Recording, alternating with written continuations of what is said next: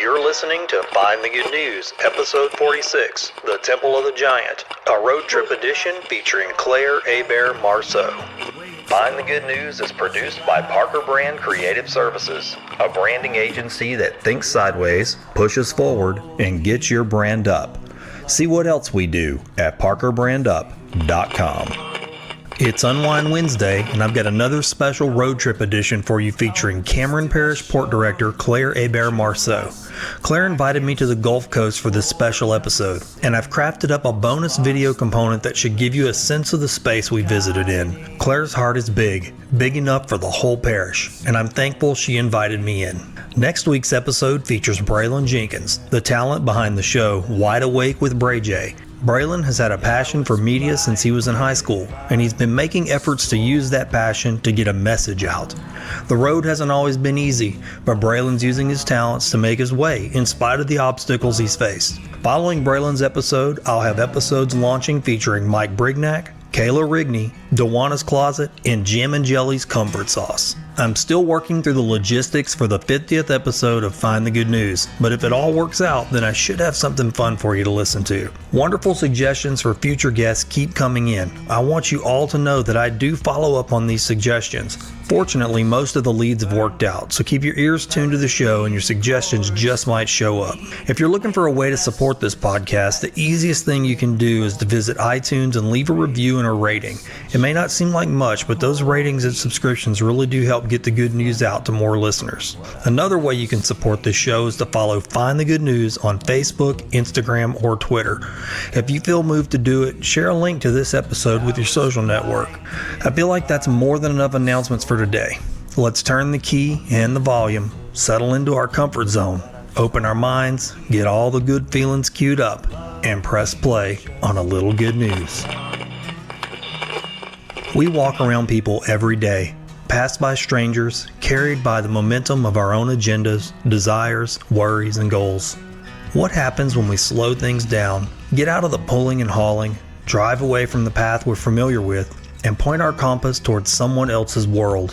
What happens when we listen to their story, and they graciously offer us port and harbor inside their heart? That's the type of journey I experienced when I drove south towards the Gulf Coast and visited with Cameron Parish Port Director Clair Hebert Marceaux for this road trip episode of Find the Good News. There is no fabricated care, forced love, or feigned concern with Claire. When I sat with her at Rutherford Beach in Cameron, it was immediately apparent that I was visiting with a living spiritual heart that is connected to the lifeblood and history of the land. Gulf waves gently crested on the beach and washed away as I talked with Claire. Coastal birds offered their audience and added songs to our conversation.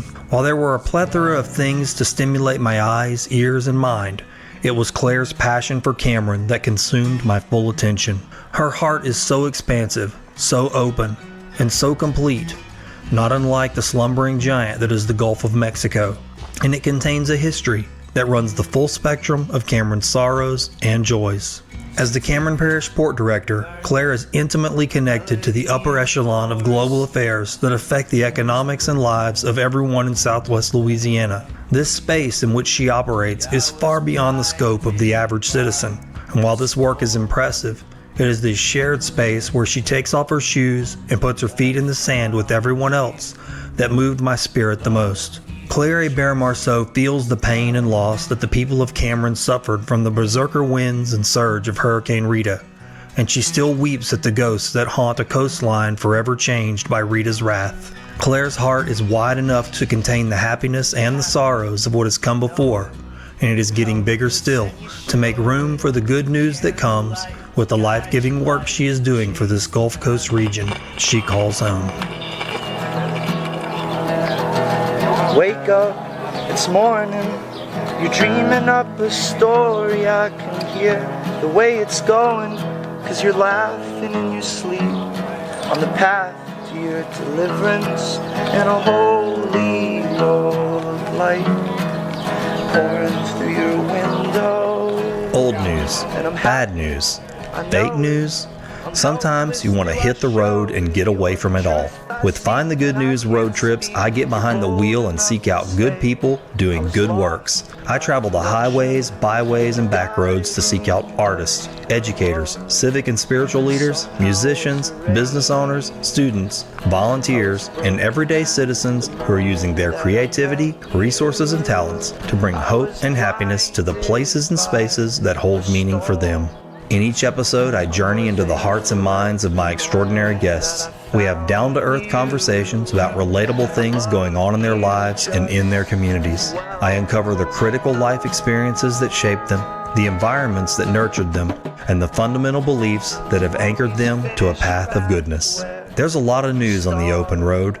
My name is Orrin Parker, and you're invited to take this road trip with me to find the good. I love you just as well.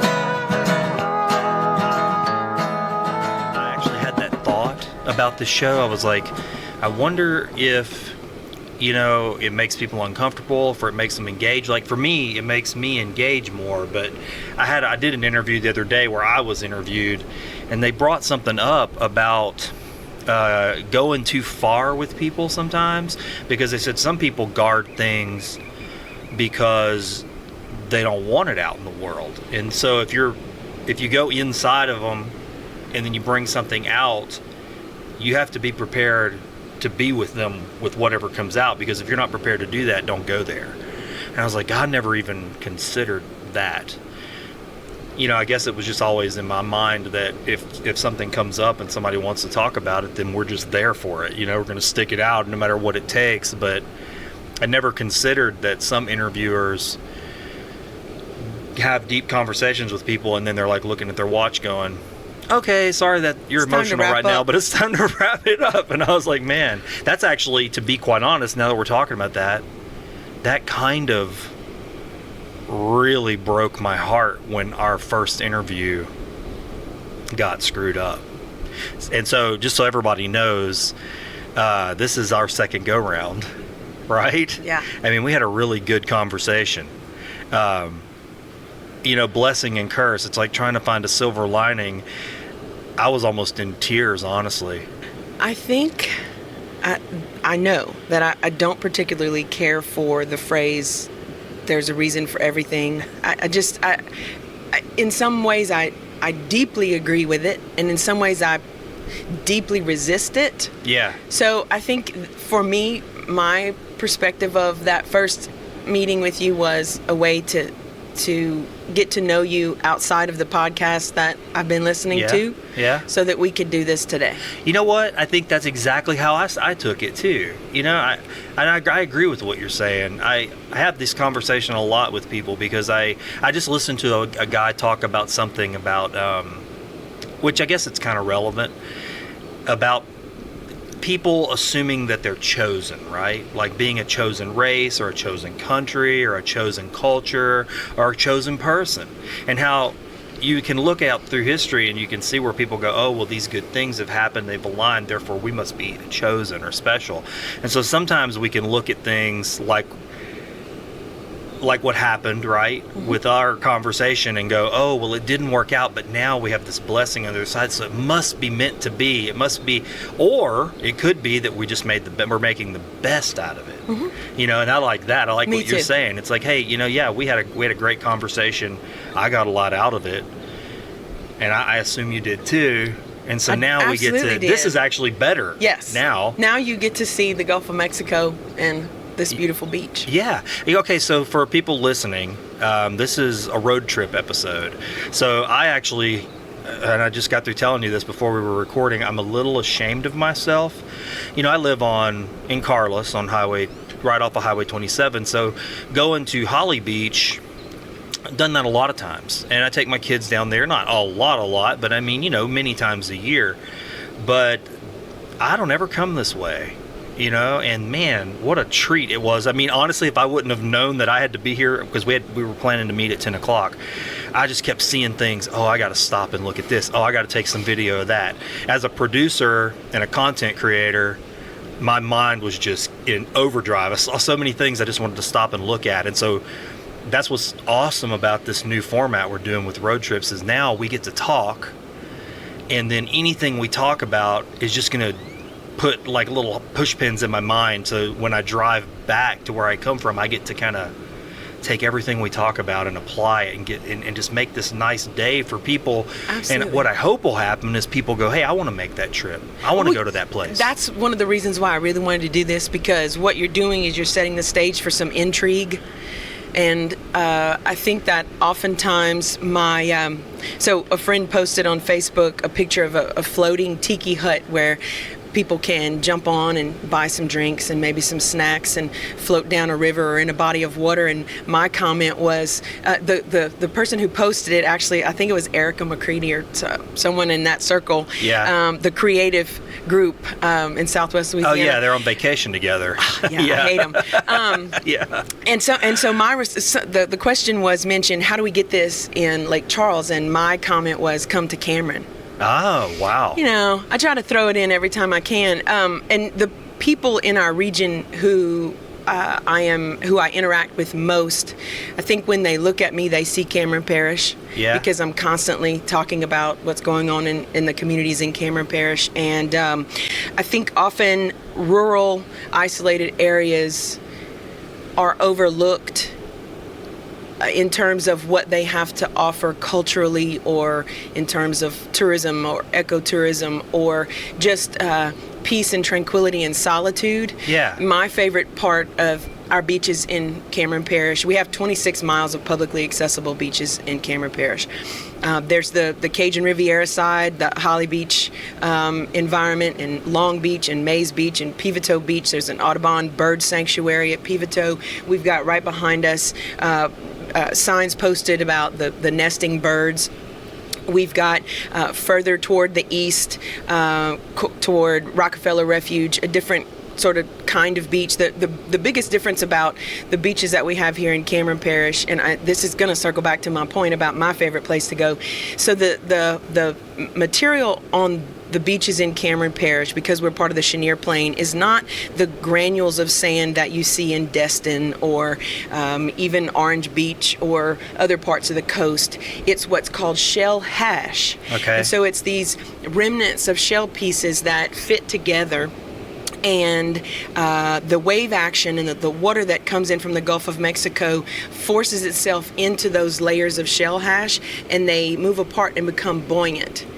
And because we don't have the sediment generator that is the Mississippi River for the Mississippi Delta, which is constantly depositing sediment and moving and creating land, we don't have that sediment generator on this side of the state. And that's why our Chenier Plain, which extends, there's only 3 of them in the world, and we're on one of them right now. We're sitting on one Absolutely, right now. Yeah.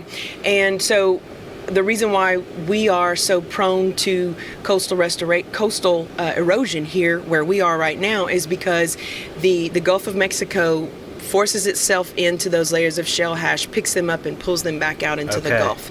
This area of the Gulf that we're looking at right now is very shallow. So those oil rigs, the platforms that you see out there, are about 3 miles away. Okay. And they're only in about 6 feet of water. God, that's only 3 miles away. Yeah, that's 3 miles away. That's wild. And when the winds are calm, I can hear the signal horns from those platforms at my house. I live about a quarter of a mile from here. Wow. I can hear the Gulf from my house. And Man, and I live on Highway like? 27. It's very relaxing. It's a wonderful place to, and I certainly hope that I never take being able to be here and live here and work here for granted. Yeah. So you're only about an hour away, and I'm right here, and I can get off work and come park my vehicle right here and not drive on the dunes because we want to protect them. Yeah, I see the signs, dune area, we try our best, and still visitors to our beaches push down the fence, drive on the dunes with their ATVs or their Jeeps, and we want people to come here, but we want them to respect it's all of our environment. It's not just theirs. And so them bringing damage to it is not going to help anybody or our nesting birds. But my favorite spot is just about a half a mile to the west of here. It's a real secluded location. There's typically no people there. I go run there, I bring my dog there. And what's that like? It's my therapy. I believe that. It's the way that I decompress from the stresses of what's happening with significant economic growth here. Yeah. It's where I can come and sit and remember that I'm super tiny and the Gulf is really big and the world is really big, and so any problems or struggles that I have are made smaller just through that experience of being one with the environment that I'm in and the distraction the healthy distraction that it provides. It's an amazing experience to just sit and absorb it for, even if it's 30 minutes or an hour. Well, listening to you say that, I mean, just coming here was refreshing to me, because when you're immersed in, I guess, living, and I guess all of this area is Southwest Louisiana, right? But to anybody who lives in other parts of the country, they look at this area and they're going to go, oh, Louisiana, the coast. Well, that's not, it's easy to make that mistake. But even in Lake Charles and Sulphur, where I live, you can kind of tend to get trapped in the east-west of things and not the north-south of things. And I don't know if I can explain that better than to say, if you get caught in the economy of what's happening just on that corridor alone, just there, and don't ever go south or don't ever go a little farther north, it can get a little bit stressful. And so all you see is progress. I'm quotey fingering right now, and I don't mean that in a bad way. I know that creates jobs for people and overall can increase people's quality of life, but it can also make things a lot more stressful too. And I felt just coming here, I wouldn't say 15 minutes out of Lake Charles. It's an hour drive, like you said. That hour went by in a snap. You got a lot to look at. Yeah, an hour stuck on I-10, 210 is totally different than an hour coming down here. And so It just got me thinking about how really, again, shame seems like such a bad word, but I just feel a lot of regret that I haven't looked south more. I really do. I mean, I really do. Looking at your face, I mean, I'm telling you, I really. Well, there's a lot to explore here, and taking an airboat ride, sitting in a duck blind, being in a deer stand here, accessing the abundance of natural resources. When you had your podcast that dealt with the Southwest Louisiana naturalists and urban. looking at trees in your own backyard and the wildlife and the birds that exist there and the insects that exist there. If you look for it, it's there. What happens when you get outside of the metro area that is the Sulphur, Westlake, Lake Charles area, that 13, 15, 20 square mile area, and you come here, you really cannot ignore it.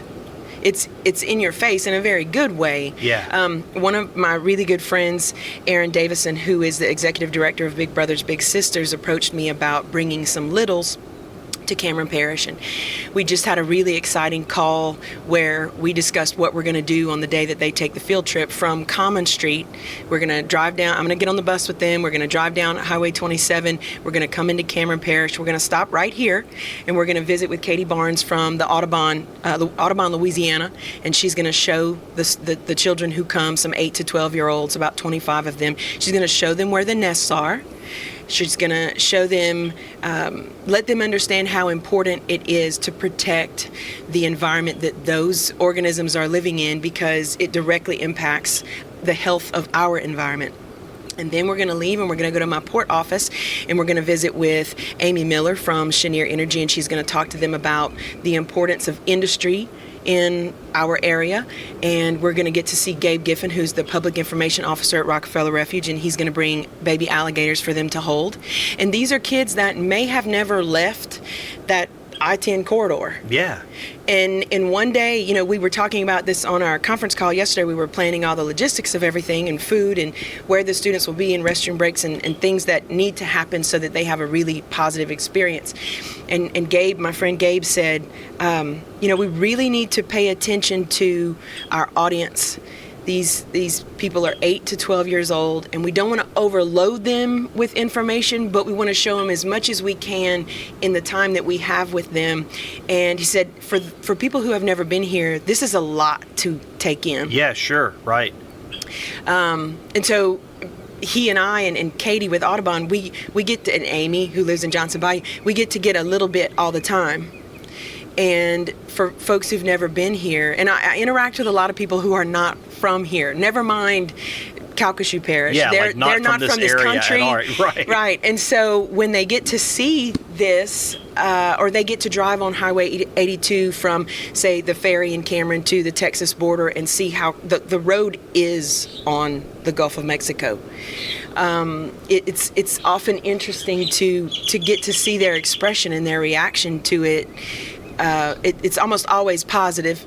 There's the occasional Range Rover that pulls up at my office and someone gets out of it and asks me, and I don't know what their intent is, but I've often been asked, "You live here?" Really? With that kind of... With that tone. Interesting. And my response is, yes, I do. Wow, okay.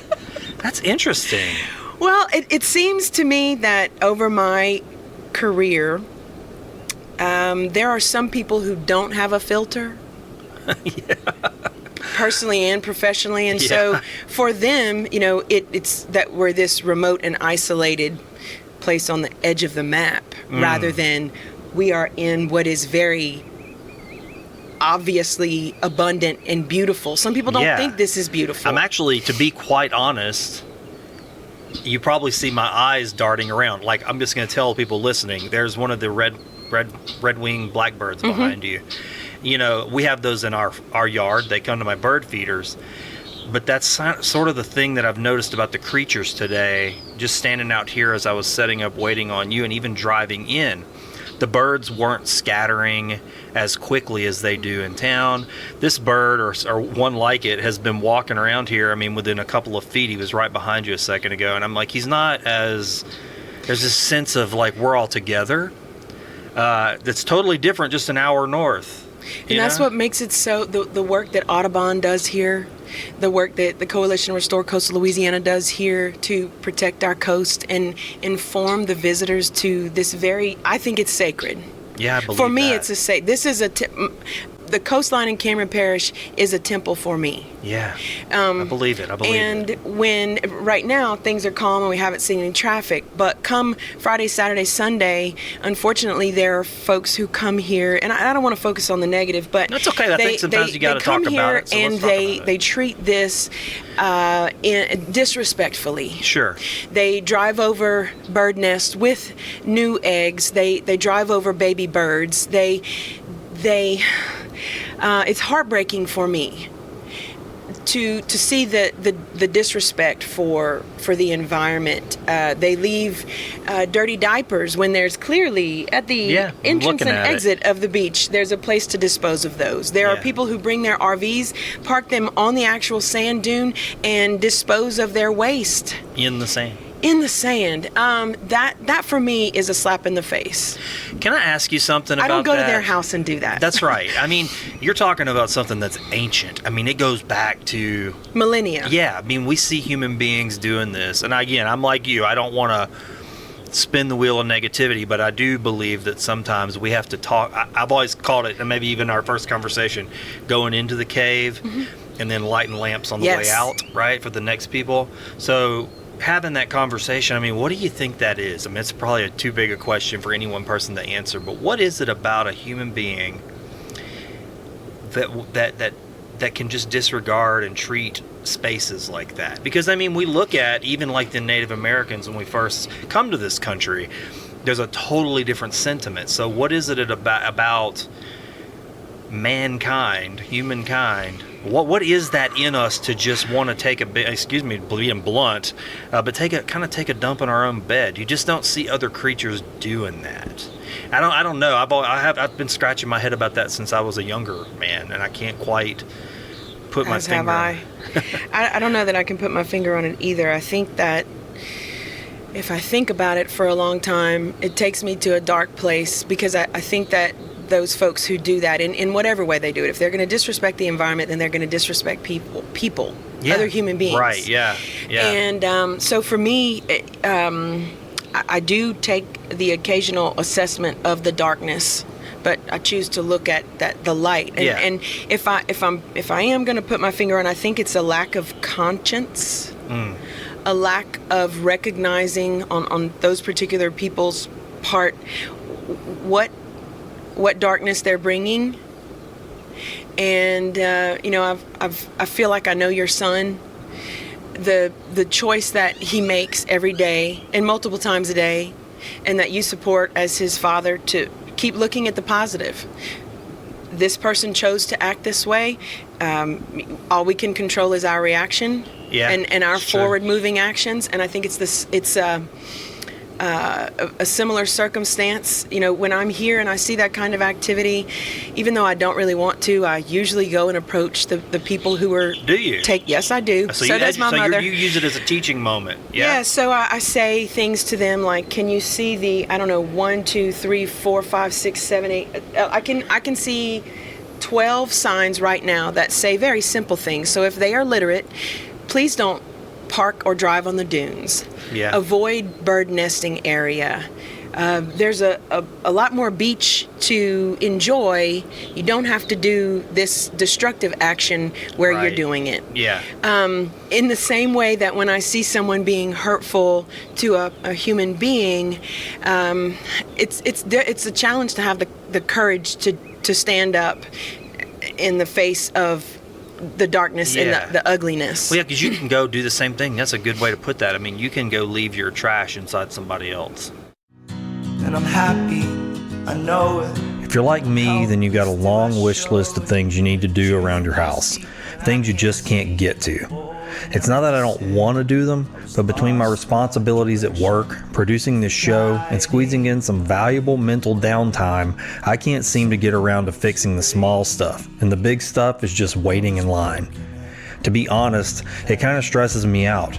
Maybe you're stressing out too. Well, stress no more, because I've got good news. My friend Ben Von Duke has started a handyman service, and he takes the mystery out of getting these things done. Ben Von Duke is not just some guy that calls himself handy. He knows what he's doing, and he knows a whole lot.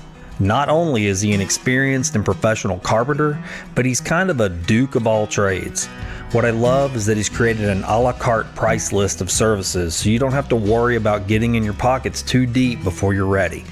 He'll fix your running toilet, install appliances, replace fixtures, install ceiling fans, repair sheetrock and concrete, and a whole lot more than that. Look, I'm not too proud to say this, but sometimes it takes me 3 times as long to fix something because I've got to get online and search videos just to figure out what tools I need. Then I have to go buy the tools that I don't have, and then kind of sort of come home and do the job. I don't have to do that anymore because Ben Von Duke will do it and do it better. On top of all that, he's just a good person, someone you can trust. He's honest, he's kind, and those are things that I value highly, and I bet you do too. You can get a hold of Ben Von Duke, the Duke of all trades, the good old-fashioned way, by using the phone. Call or text Ben at 337-540-1355. That's 337-540-1355. He'll send you his service and price list, and trust me, his prices are more than fair. And do me a favor, when you do message Ben at 337-540-1355, tell him you heard about the Duke of all trades on Find the Good News. I told my son something similar. He has a kind of an ongoing painful relationship with someone close to him, and sometimes I find it so hard to talk about things without giving away other people's stuff. But we were trying to figure out a way to talk about it, and I told him, I said, when they show up in your life, I said, it's almost like you've been spending your time building a nice pathway to your front door, right? You've been manicuring the plants, you've put down the concrete, you smoothed it. The person shows up in your life, they don't see you doing all the work that it takes to have this nice entrance to your front door. And so they come walking and your concrete's still wet. And so they come walk up to your front door and they want to bring their stuff, right? And then they leave and you're left with their footprints. The concrete is still damp enough to where, okay, well, they're gone, but now I've got steps inside that are kind of now a little more solid, and so those footprints stick around, and then you got to kind of redo all that work. But the person shows up, they can't tell the difference between wet concrete and dry concrete because they come stomping through. And so he was like, yeah, I get that. And I said, it's not fair, but how do you put, like you said, there's signs everywhere, there's information to be had. You don't want to have to barricade it off. It's so sad. It's like you want to have this, you just want it to stick. Mm-hmm. You do, you want it to be sticky, and for some reason it doesn't stick. I don't know. Yeah, it's something that I'm still working through. I recently had a conversation with a friend about what I do, because I often am asked, what exactly do you do? Well, tell me. Everybody wants to know, okay? I don't know if everybody wants to know. And my response to him was, mostly I untie knots. Ooh. Or okay. I work to keep what will be a knot from becoming a knot. And that takes a lot of mental fortitude. Yeah. I was really lucky to have a mentor who has now passed away, who instilled in me, and I saw from his actual physical example, like he wasn't pointing his finger and verbally telling me what should be done. I got to witness him doing it. And he was heavily involved in what is now this very large economic development boom in Southwest Louisiana. And rather than preach, he actually lived the word, not to become too biblical here, but his steps were numbered, and he didn't wear his religion on his sleeve. He practiced what he thought was the way to make the place that we all live a better place. Yeah. And so I got about 12 years being mentored by him, and that created a circumstance where now I am able to, I hope that I'm doing some of those same things, that I'm not pointing a finger or saying that someone else needs to do this work. I'm trying my level best to do the work. And so I don't really have a typical day. My goal professionally is to make the lives of the people who live here better. And who in this wide world of sports made me think that was something I can do? I have no idea. I have my dad's mother was from the Lafayette Maurice area, and she was an Hebert who married an Hebert. And my grandparents were spectacular people. My dad's parents came from the Lafayette area and moved here in the early 50s so that my grandfather could run the Superior Oil Dock in Cameron. And he did such a good job of it that people didn't even know his real name. They just called him Mr. Superior. Yeah. And his wife, my grandmother, the Hebert who married an Hebert, her name was Ruby. And when she came here, she saw a community that needed civic engagement from the residents. And so she and her group of friends would cater lots of events here. This is the early 50s before Hurricane Audrey. They had 6 children here.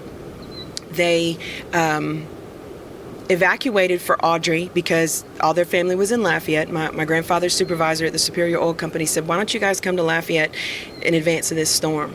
And they did.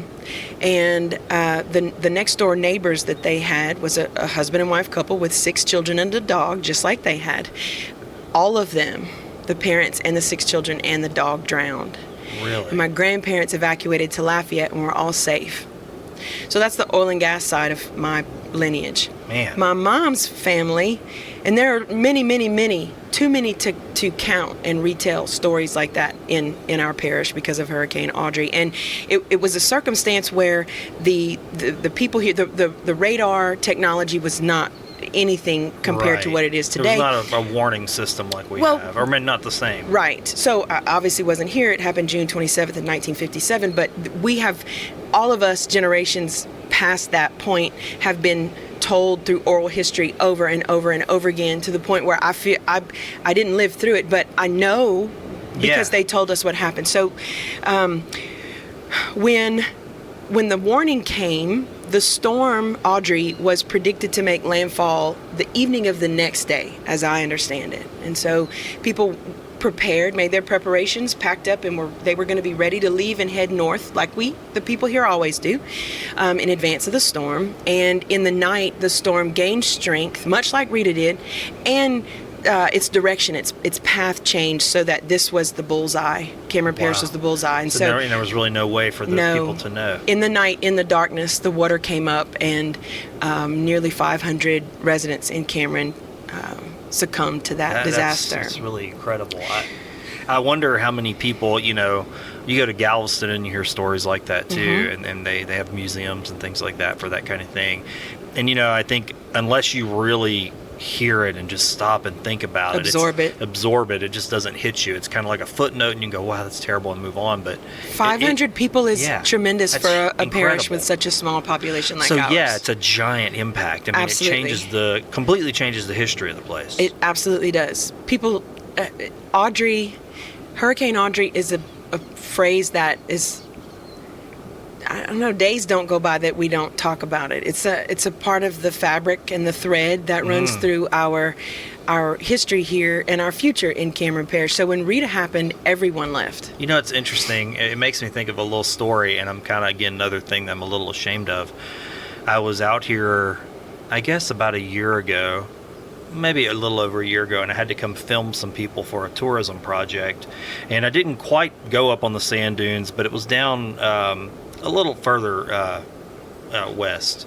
Anyway, I had to pull up and park my vehicle and carry the camera gear out while the people had left, and my vehicle started digging holes in the sand, and so I sunk. I couldn't get out, and so I sat there for a little while and really trying to figure out what I was going to do because there was nobody out there. Now you can call me. Yeah, well, I didn't know what to do. I mean, I had a shovel and some tarps and stuff, so I tried digging my tires out. I did everything you think you would do, and nothing was working. And so every attempt really just sunk me further and further and further in the sand.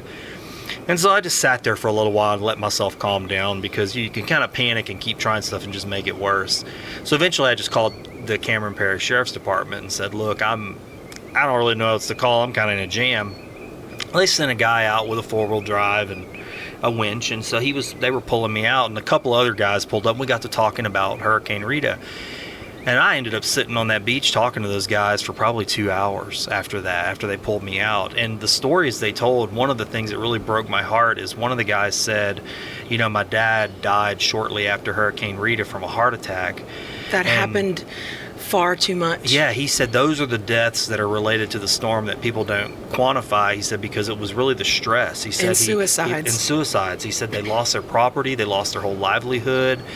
He said it really changed people's lives, certain people. And he said, my dad, I know the stress killed him. And he said, and he's just one of those deaths that I'll always connect to that storm. And I was like, man, it broke my heart, honestly, because you could see it on his face. It's like it left a mark in him, Yes.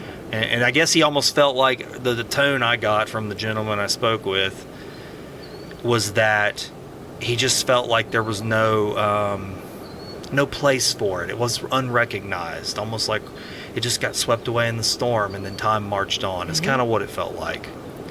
That I identify with that. My mother's parents, and the reason I identify with it is because I understand what it feels like to deeply long for. I don't want to get. For my soul to yearn for what it felt like to be here before Rita. Really? I'm never gonna be complete again. I can't go to a reunion at my high school. I can't walk in the grocery stores that were here or the noodle shop. I can't go to the library that I grew up in as a kid. I can't go to my grandparents' house. Those things are erased off the landscape. They were obliterated. And it's difficult to see. It's okay. It's difficult to see the abundance of jobs and industry that's coming, and juxtapose that to the destruction that was everywhere. Yeah. There was no place that was untouched, and it happened so quickly, and it's taken so long to get back to some normalcy. So a lot of times when I come out here, I don't see the destruction. I see the beach and the Gulf like it used to be. I mean, some of it's eroded, obviously, but it's the place where I can go and pretend like it didn't happen. Yeah. It's rough. You know, I don't have that exact thing. I mean, the closest thing I can relate to is losing, you know, like the home that I grew up in. I grew up on Houston River Road. I mean, to anybody else, it's nothing. But, you know, that's where I grew up, and I played in the woods and the trails and the people that lived around there. And then just through a series of circumstances, you know, in my parents' lives, that's all gone. You can never go back there. No, and I can't. And there's times, you know, and I get what you mean, because there's times when I drive. In fact, actually, every year on September 3rd, or September 2nd, the day my father passed away, I drive out to Houston River Road and park on WPA Road, because I can't really go. I can just see the house. And it's kind of like, you know, new people live there, but I look at it and I watch the sunrise out there, and it's like, I get what you mean. I can't, it's really kind of almost ridiculous. I go out there to enter my own memory. Yeah. Does that make sense? But I can't go to that place. I very clearly understand that. 50 feet in front of me, but I can't go there. I can't take my children and say, here's this tree that I can't take them in the woods there. And so it's heartbreaking. I get it. I mean, I do get that in that little tiny place. So I can't even imagine what hits your heart. I mean, I can see it, but I can only imagine what it feels like to just feel the gravity of that. Well, the olfactory sense, something that I think has always been really strong for me. And, you know, the smell of my grandmother's robe, or, you know, biscuits in my grandma's kitchen, or those things that seem so little when they're happening, and having a significant period of time where all we smelled was marsh mud. And it's disgusting. And so my parents' home, the home that I grew up in, my parents lived in for 35 years, it was gone. Just gone, off the foundation or whatever. Yeah, and there were like 6 toilets on my parents' property. My parents had 2 bathrooms in their home. It wasn't, the toilets just seemed to be deposited on their acreage, which is really weird to me. But really random things like my granny's china, no china cabinet, just sitting stacked in the mud, unbroken. That's so and strange. Spoons and hangers, but no house, no brick, no piece of wood, no window frame, no. And my dad just rode on a marsh buggy for days trying to find some part of the house. And well, what happened? I mean, where was the house? What did it just destroy? It was obliterated. Yeah. Obliterated. So what happened? And the barometric pressure, when it gets so to at a certain point, material, wood, bricks, concrete, it disintegrates. So the barometric pressure here was so low that if a tornado, which if memory serves, NOAA or the National Weather Service released a report that showed that there were, within a 4-hour period in Cameron Parish with Rita, there were more than 60 F4 tornadoes. Oh my God. And so we're just about 2,000 square miles.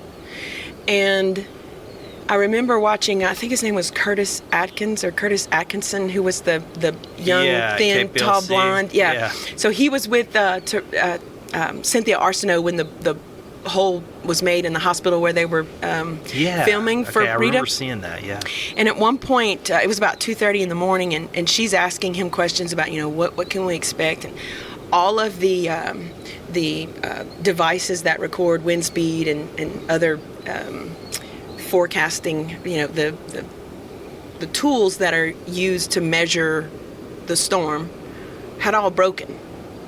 So he's talking about that, and he just sort of looked like he was in disbelief. He was like, there are no more structures. Wow. He said every single structure will be damaged if it's there at all. And I started thinking, how do we absorb that? Yeah, what do you mean by that? Yeah, how is that possible? Yeah, the only thing I can think of and there's so many things like that. Fire does it too. Or like an atom bomb going off where yes. it just erased the landscape. Yes. That's hard to comprehend. One thing that really bothered me was when we were trying to come back, because we were on a mandatory evacuation for about 9 months because there was no power. It was dangerous. So we were on a look and leave, dawn till dusk situation. The people who did not live here, who came here and were picking up the belongings of the people who did live here, really made me sick. Wait a second. Yes. So like a looting type situation? Not looting, or just... more like I don't live here, and maybe I visited here, but I see a little figurine. I'm going to pick that up as a People memento. did that. So I guess yes, I saw them do wow, it. That's and so incredible. that for me is a really sick situation. Yeah. You know what it reminds me of? It reminds me of like... Well, I mean, I need to first say this. I think most people who know me will know how I feel about violence and war. And it's like kind of like taking a war trophy when someone would take something like off of a dead soldier, and they'll go, "Oh, this is a star off of a Nazi soldier," and they pass that through their family. And I just go, "Man, this is so." Yeah, how dare you? I mean, or anything like that. I think that's just. Strange behavior. Or, I mean, we go out to cemeteries quite a bit. It would be like taking something off of someone's grave, right? Something in a lot of ways somebody left. It was. And that's Speaking what it's of like. graves, that I think so those subsequent heart attacks and suicides, to me, that's the most painful part of this.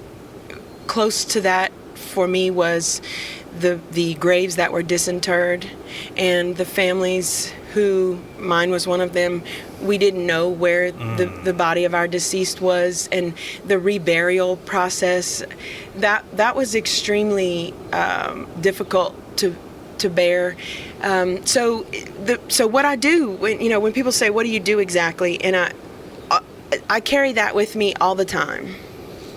I carry that loss and that devastation and the recovery and the working with FEMA and the FEMA trailers and all of those yucky things, while at the same time knowing that Cameron Parish's economy is growing in a way that it never has since the traditional oil and gas came in and commercial fisheries was booming. Right now we have seen a 1,992% increase in the number of jobs in Cameron Parish. Our GDP is number 1 in the state. We see opportunity for the people who live here to be construction workers, operations and maintenance workers in these very large facilities. We see landowners who are getting to benefit. We see a change in real estate. We see opportunities for vendors and suppliers and subcontractors like we never have before. We see a chance for our students to be trained here in Cameron Parish to go to work for these facilities and a whole array of things. People don't need to necessarily be operators or P-techs or engineers. They can be trainers, and they can work in human resources and do payroll and insurance, and they can operate and maintain these facilities through the lifetime of their career. And that, for me, that brings a lot of hope. So my day consists of a whole strange list of things. I get calls from around the world. That's wild, asking isn't it? Yeah, so it's really cool to sit across the table from someone from Taipei City or from China or from Japan or from Poland or from Greece or from Turkey or Mexico, and they're asking about this parish. Yeah. That is really cool. That's wild. exciting. Yeah, that's incredible. And so what it means for me is, as a person who was born and raised here, and who lives here now, I need to work as hard as I possibly can to show these people the most accurate, transparent, real picture of what is here. No sugarcoating. This is where our water lines run. Although we're 100% unincorporated and there are no municipal areas, we do have municipal style water and sewer in these areas. This is where the natural gas pipelines are. This is where the other pipelines are. This is the water depth in this body of water. We have 44 miles of the Gulf Intercoastal Waterway in our district. These are the points of contacts that you need for waterworks and sewer. These are the people in permitting. These are the people who own property who are willing to lease it or sell it.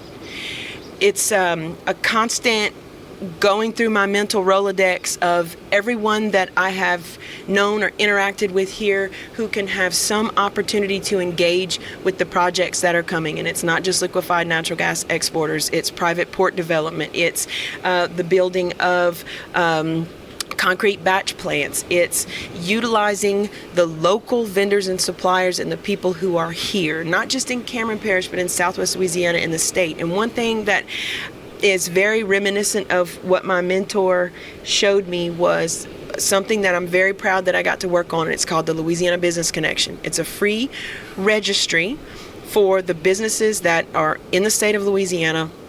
And when I started researching to find out if there was a government sanctioned, and that sounds so ridiculous, a government sanctioned anything. I'm pretty anti-government. I think that a lot of being raised here in this very Wild West sort of environment, this Cajun outback, left its imprint on me. I think that government should pursue a laissez-faire role in our lives, be there to protect certain things, but to allow free enterprise to blossom and to bloom. I think that's my personal perspective.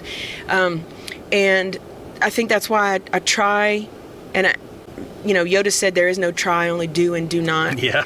So I really make a point to reflect on my day or my hour and think, did I just try to do something, or how did I move the game piece forward? Yeah, did something actually, was there an effect to my cause, right? Yes. Yeah. And was it positive, and was it life-giving, and was it restorative, and was it more than what I was doing before? I love that. Is it life-giving? How awesome is that? I mean, if that's your benchmark for everything, you have to really retain a lot of mindfulness to accomplish that, right? I mean, to what I mean by that is, days get busy.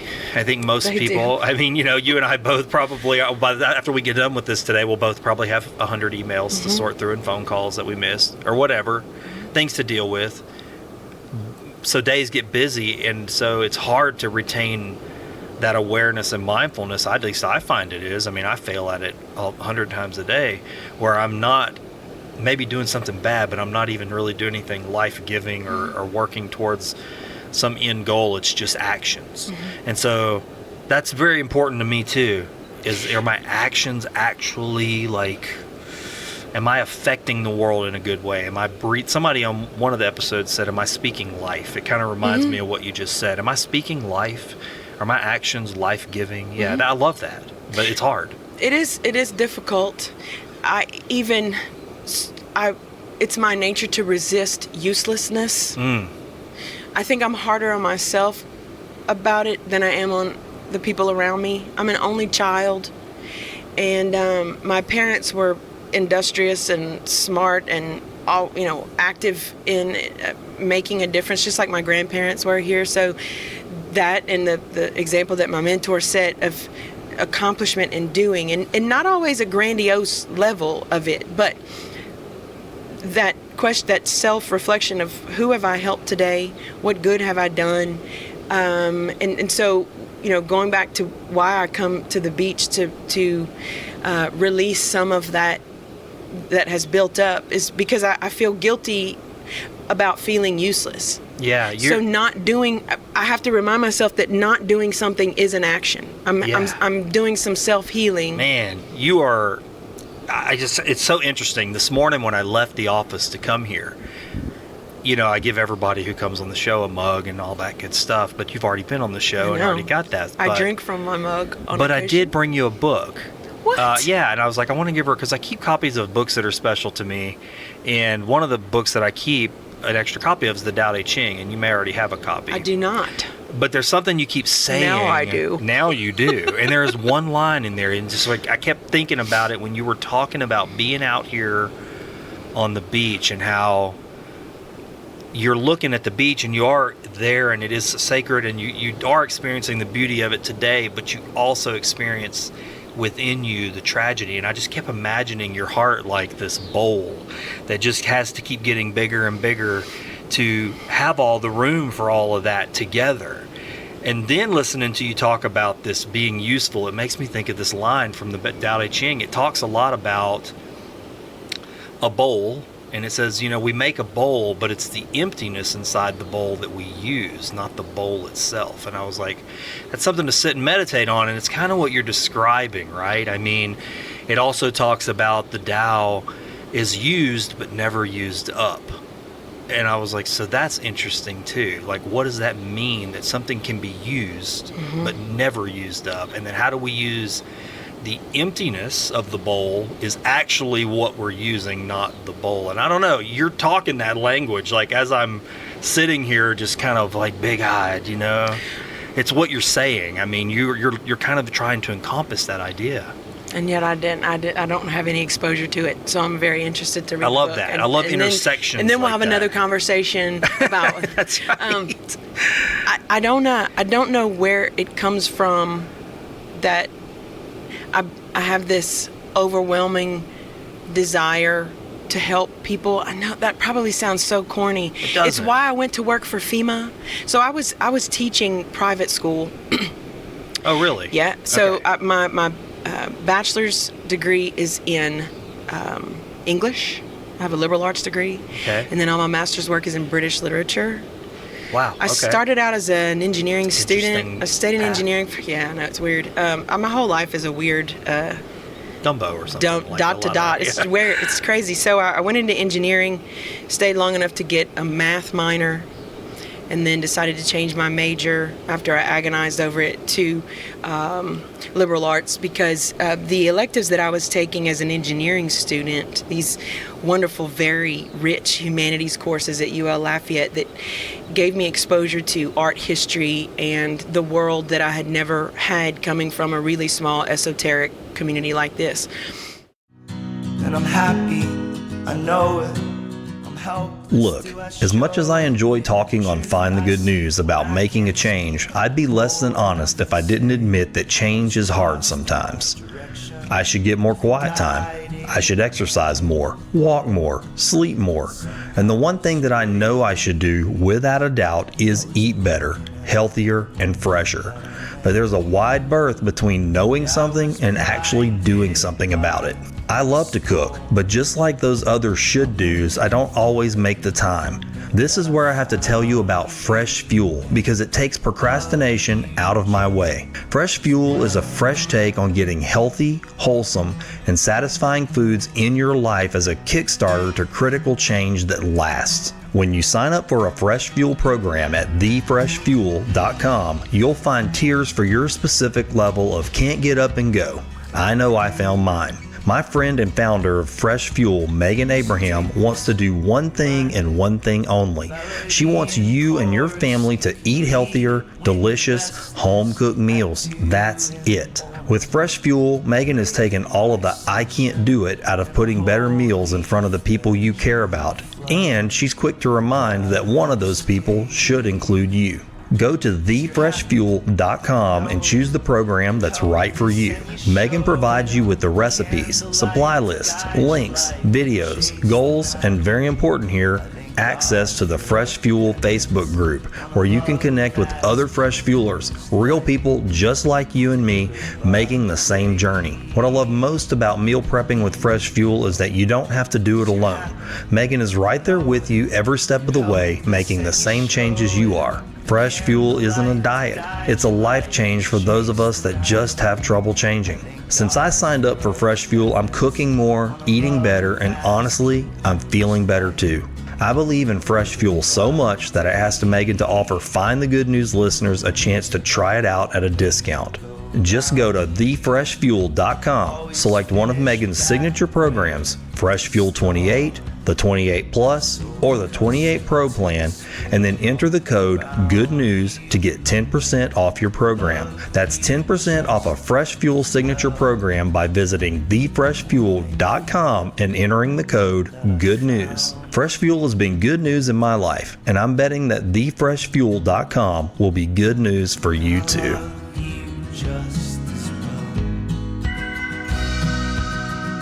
We traveled a lot as a kid, so I got exposure to other people, and I read a lot. So it wasn't like I was this sheltered, kid. But humanities courses sort of started to uncover the world for me in a way that it never had. And I was like, I got to change my major. I don't want to be proving the same theorems that were being proven in 1972. I'd like to think about philosophy and the world on a different level than I'm thinking about it in my engineering classes. So I changed my major. So I don't have a background in education. It's just liberal arts. So I don't have the psychologies and the classroom management and those sort of things. I taught at an Episcopal school and a Catholic school. I taught English 4. And when Rita happened, I stopped teaching so that I could go to work for FEMA. Okay. And was that because you felt like that was like, hey, this is my most immediate way I can help people at this time? I think that's a great way to articulate it. I think what I saw happening was, I've never had a FEMA ID number myself, but my family members had them, and they were staying on the phone for 3-4 hours at a time at 2, 3, 4, 5 o'clock in the morning, trying to give the federal government the information that the federal government required in order to give them assistance, or at least do some assessment of whether or not they needed assistance. And I thought, I don't even think I thought, this is a calling. I need to put on my cape and run to the disaster. I just thought, if somebody from our parish does not infiltrate, because we never had to engage with the Federal Emergency Management Agency in the way that we did before Rita and Ike. Right. There was no cause to do it. We would evacuate, come back and clean up. There was never the utter and complete devastation that we experienced with those two storms. Not in my lifetime. There was for Audrey, but there was no FEMA. Right. Yeah, Audrey. You're talking about the game completely changes. Yeah. Right. So what happened, the way I got into FEMA was that I applied for an administrative assistant position. I had no idea what an admin did at all, and it was in Abbeville. And all my family was in Lafayette. There were 23 or 24 of us in the same 3-bedroom house for quite some time because they had no homes, no jobs, nowhere else to go. And so I went to this job interview in Abbeville, and the woman who was going to be my boss during the interview, she was a degreed planner from Michigan and had tremendous influence on the rest of my life. We're having the interview, and she's looking at my resume, and it's got my master's work and my teaching and all these community and civic activities, and she's looking at me kind of questioning, like, what are you doing here? So she just asks me, why did you apply for this job? This is an admin job, and you are clearly overqualified. And I took a deep breath, and I just started crying and I was trying so hard to hold it together and be professional and, have good posture and just get in. And she told me much later that when I left, she closed the door and she looked at the rest of the team and she was like, that's our girl. Wow. Because they were professional planners from D.C. and Seattle and Jackson, Mississippi, and all over the country that had been deployed here as disaster assistance employees in what's called Emergency Support Function 14 for the Federal Emergency Management Agency, which is long-term community recovery. So it's a planning effort right after the disaster, but it's long-term. Yeah. It's what do we want to have for drainage and for the school board in this particular parish 5-10 years from now. Yeah. Which is, so we don't have a culture of planning. Now we do. We have a culture of planning. We have the Center for Planning Excellence in the state, and we have all these mechanisms now to plan where we really did not before Rita. So I think that's a good thing. So long story short, instead of being an admin assistant and making copies and scheduling for my supervisor, I was handling the Vermilion Parish School long-term recovery projects. And then I was taking people on tours of Vermilion Parish. And so my grandmother was born in Vermilion Parish, that Hebert who married the Hebert. So I knew it, and I was so proud of where my grandmother was born and raised. And that group of professional planners, when they had to meet with, say, the Twin Cities Port in Delcombe, or they had to meet with people in Erath or in Gaydon, they would say, look, this is Clair Hebert, and she's from Cameron Parish. She works for us at FEMA, with us at FEMA, but she's from Cameron. Okay. You probably know her family. So where they were Smiths and Jones and Johnson from Michigan or wherever in this battlefield post-disaster, they were here trying to do good too. Right. They ran to the calling like I was, and they were phenomenal human beings. And I think that one of the things that I find myself doing is trying to bring some clarity and realism and actuality to the people who get spun up post-disaster or in the managed chaos of all these industrial projects coming here. Yeah, right. What are the facts? If someone tells you something on the street, what is the source of that information? I think that is a skill that we could all probably use more of in this world, right? Because, we're so easy to run down the trail of a quick headline readers or fake headline readers or buzz words or little gossipy things that go around, and we can go down those trails and before long we haven't checked up on it at all, and we're telling the next person. Yeah, and if I do that, I'll get myself in a lot of trouble.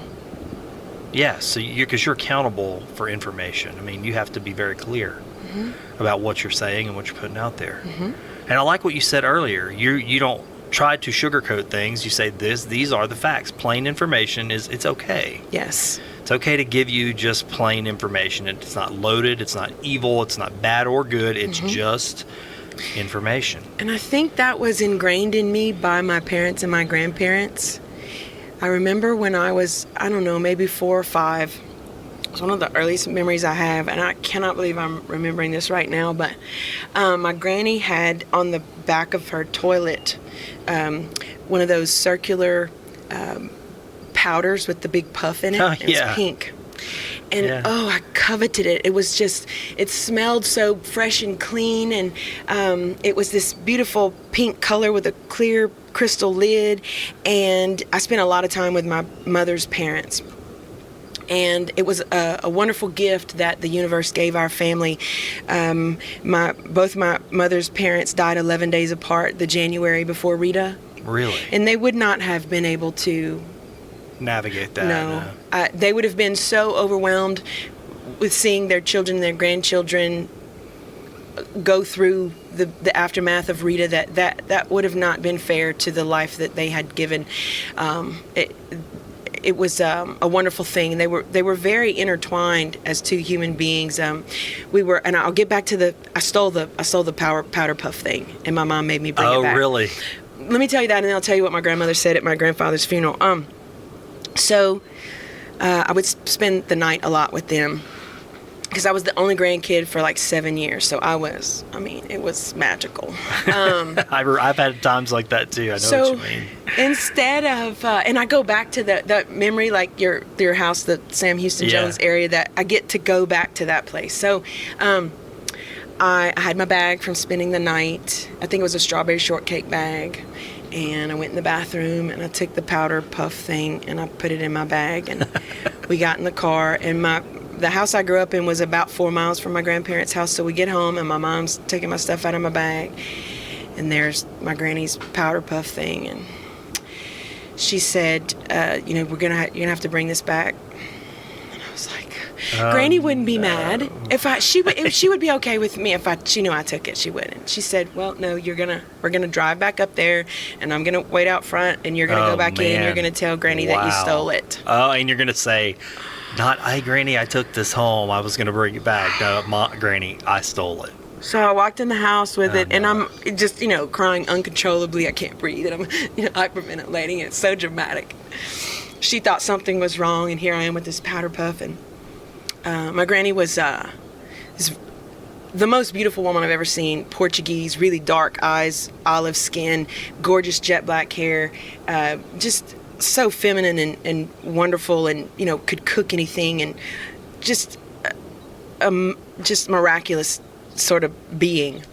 And so imagine how difficult it was for me to go with my powder puff that I stole, and I walked in and I'm crying like that, and she calms me down and she says, what's going on? Why do you have my powder puff? And stole it, Granny, I stole it. Oh my gosh. And she, with no hesitation, made me feel like you did steal it, and that was wrong. Go put it back on the toilet. So I put, in the back where the toilet top is, where the mechanism is. Yeah. So I go and put it back, and I'm still, doing like that. The hyperventilating kind of cry. She hugged me and she kissed me and she said, as long as you tell the truth, everything will be okay. Yeah, it sticks, huh? So I would prefer for people to tell me the truth. Yeah.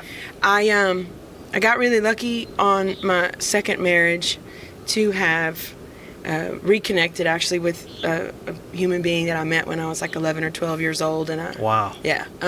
He is, he's a refuge for me when, like last night, the Gabriella Espinoza was on KPLC talking about, it's time to get to your safe place.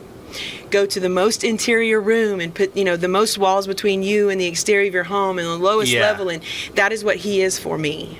Oh, wow. That is an incredible way to describe that. I'm blessed beyond measure to have that. And he gives it so freely. And it's not always about, you're perfect, Claire, and you're beautiful, and you're, although he says those wonderful things, sometimes he just says, this is the truth. This is the way it is. And not, far more often than not, it's not about anything personal. It's about this professional situation that's happening. Yeah. I can go to him and be in that. It's truth. It's reality.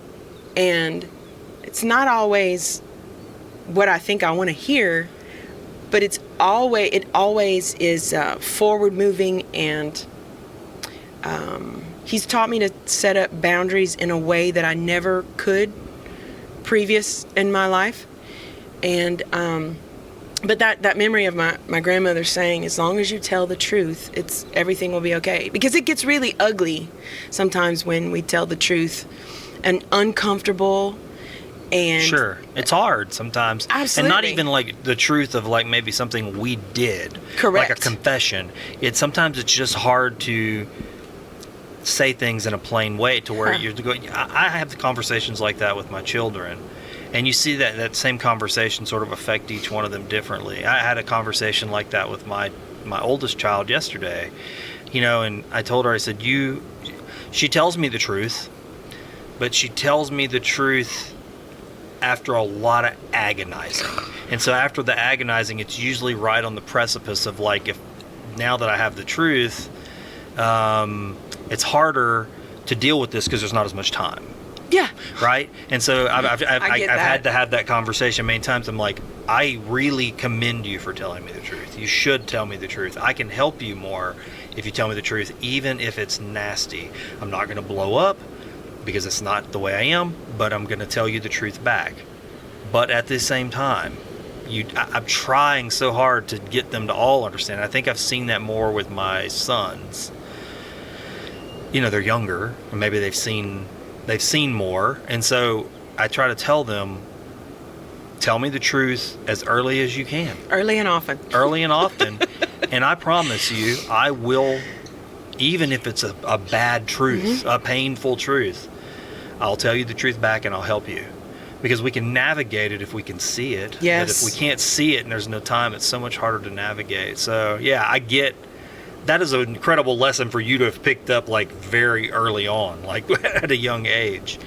I mean, and your grandmother and your mother both really kind of helped with that, right? I mean, they planted that seed absolutely. like right in those kinds of moments. Well, I think as parents, we have choices. We make choices all the time. My mom could have been like, oh, whatever, just keep the powder puff thing. Yeah, well, I'll bring it back later and not make a thing out of it. Yeah. But whether she intentionally or thought, oh, here's an opportunity.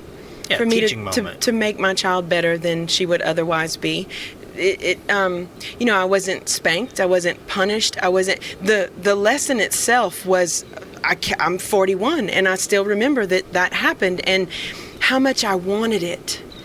And I made the choice as a child, and I think we do it as adults.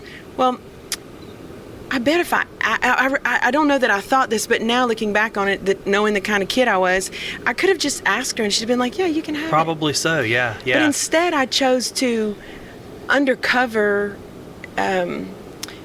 inconspicuously take something that wasn't mine. Yeah.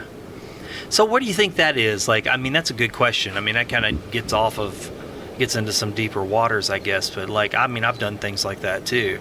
I probably still do that and don't even realize it, maybe, about things, or where you just don't divulge it to somebody why you've done something. What do you think that is? Like, why is our first instinct not to just ask? Why is our instinct to go, well, I need to take it for my own, and maybe it'll be okay? Is there a fear that, because I mean, it happens a lot. I agree that it and does. we see it happening in all kinds of capacities. I mean, in government and families and marriages. I mean, you name it. I think I can only speak for myself, but I think that it's if I do that, or if I have done that, it's because I was skeptical about whether or not I was going to get what I wanted. And so to get what you wanted, to ensure that I got what I wanted, you did it. Yeah, I did the wrong thing. And I think a lot of people do that. I really do. I mean, I think we can see that out in the world for sure. You go, absolutely. Oh well, I'm going to get what I want, and if I don't get caught, then okay, right? No harm, no foul. Nobody knows any different anyway. Right. Well, that grandmother and my grandfather, the married couple, the ones that passed away 11 days apart, they did that. They were surrounded by other couples in our family that had tumultuous relationships and were deceptive, and my grandparents never were. They were very transparent and didn't keep anything hidden or covered from one another, whether it was ugly or beautiful. Or we were at my grandfather's funeral. I was sitting right next to my grandmother, and he had the words "going home" embroidered in the top part of the satin in his coffin with some seagulls. Really? And because he was a fisherman. He left southern Georgia in the early 60s with my grandmother and their family, and they moved here to Cameron during a shrimping boom, and now we have 3 generations of shrimpers in Cameron Parish. So half of me is commercial fisheries and half of me is traditional oil and gas, and I'm the only child from that union of my mom and dad, so I feel a debt. So I'm obligated to do the very best I can for both of those industries and all the industries in Cameron Parish, because we have a wide array of them. But that "going home" phrase in the top of his casket, I was sitting next to my grandma with my arm around her, and she said, "Look at that." And I said, "What's that, Granny?" And she said, "It says 'going home' in his coffin, in the top of his coffin." I said, "I know, isn't that's nice to think that's where he is." She hesitated for a few seconds, and she said, "He's not supposed to go anywhere without me." Oh, wow. Oh, man. And 11 days after he died, she died. I think that she wasn't overwhelmed by it in the way that I anticipated she would be had he been the one that died first. I thought she was going to be a wreck and, just not be able to function. And she was calming and a calming force for all of us, because he was a pillar not only of our family but our community. He was a very well-respected commercial fisherman. He was fair and equitable and honest, and he did all these sort of John Wayne type things. So I had some really cool people that influenced me, both as a child and an adult, to show me this is how you're supposed to live, and watch me, I'm going to do it. Yeah. Not do what I say, not what I, do as I say, not as I do. Absolutely. Right. I think that's very important to the development of a child, and as an adult, we still need that. I agree. I think that's another thing. It goes back to what you were saying earlier about speaking life and doing things for the living, and that awareness and mindfulness needs to be really a muscle we flex, because I've had moments now that I'm older, maybe not as much when I was young, but now I think it's finally starting to develop when I can sense it. Like, oh, this is happening. Yeah. I can actually, isn't it the I coolest? can do the right thing right here. Yeah. And my children can see. And, you know, I've had things where I've even tried to do the right thing and then something bad comes out of it, and that's still a teaching moment for your kids, because you can go, was it worth it? I mean, I've asked myself that sometimes. When you try to do the right thing and then something bad still happens, there are naysayers that would say, well, see, that's what you get, why try? And then I just don't believe that at all. I've used those moments like that with my kids and go, well, yeah, and this is another lesson. Sometimes this is what happens. Sometimes you lose. Yes. Sometimes you do everything right and you still lose. And that's okay. And so what does that mean to not try? No. Keep trying. Yes. You know, do it again. And then you might win. And then you get to learn that great lesson that that's literally just the way life goes. Yes. And that's okay. It's kind of a beautiful thing. Some things we can control and some things we can't. Yeah. I remember when I was a kid, and we're close enough in age, maybe you remember seeing it. So my dad had a commercial trucking company, and they would dispatch trucks. So there was an office space where the dispatchers would be, and there were often, you know, a calendar posted on the wall, and other, so there were Xerox copiers were all the rage, and there was a letter size drawing on letter size paper that I remember seeing for many years in my dad's office, and it was a bird, looked sort of like a crane, and this is just a black and white image, and the crane is standing, just sort of a profile drawing of the crane, and a frog that is in the crane's mouth, and the frog's arms are very craftily being clasped around the crane's throat. And meanwhile, the crane has his mouth open for the frog to continue to go down his throat, and the caption read, "Never ever give up." Wow. And I think a lot of times that even when, you know, my whole head is in the throat of the thing that's eating me, I'm going to have my hands clasped as tightly as I can around its throat to never give up. Yeah. And for me, that's a metaphor for life.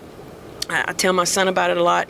You know, even if we get close, like, as a comet is coming close to the Earth's atmosphere, it might really get close and there might be some danger, but it's probably going to go back out into the atmosphere. And so when we get close to that darkness, or we get close to being eaten up by whatever it is, it's probably going to come back. It's going to leave that really intense place. And if we can, when our mettle is being tested, if we can just get through that and keep doing good and keep making those good decisions and keep trying to help others, then it's probably going to dissipate, whatever that is. Yeah. Just never, ever give up. No, I totally agree. I mean, it's kind of gets back to that being used but never used up. I mean, I've thought that many times.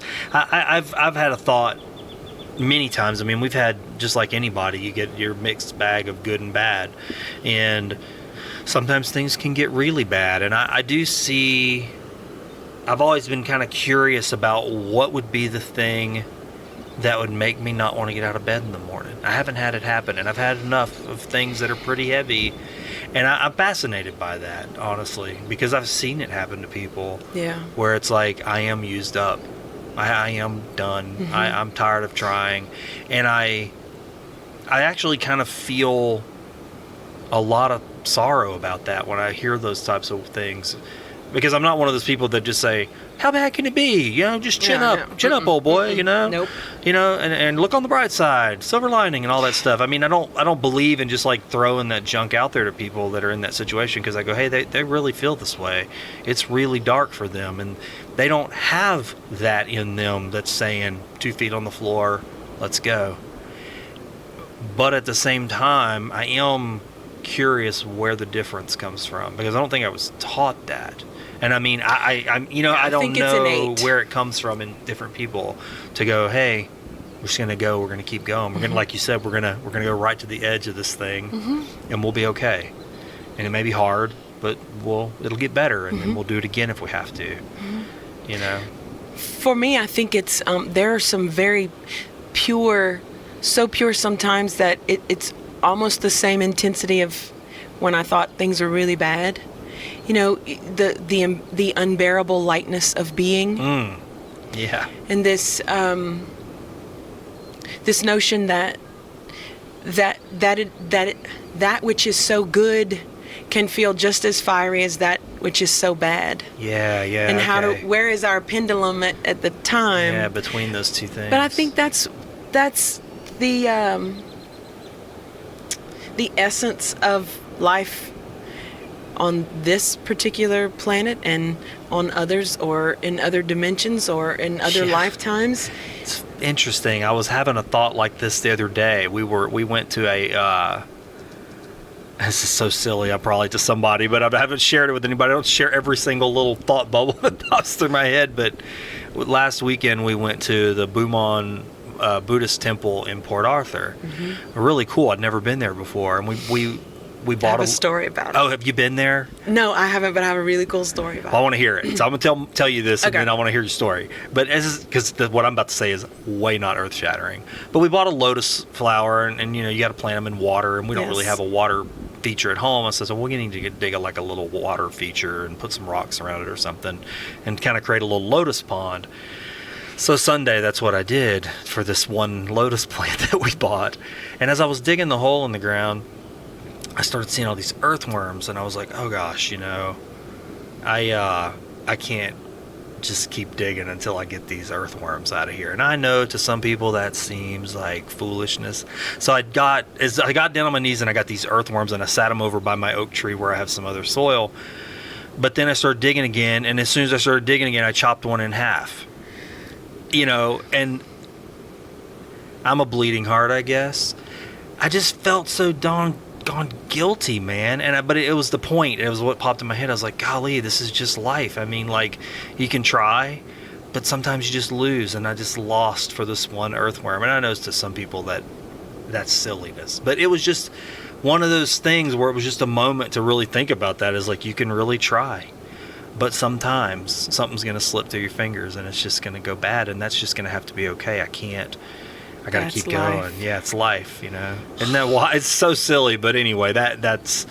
But my thinking was how the reflection itself, as small as it may have been, there was great value in it. Because I'm thinking, well, I made the effort to go to this special place. I made the effort to spend the time in the gardens. I made the effort to listen to what the people there had to say, to appreciate the energies that they've put into that, years of.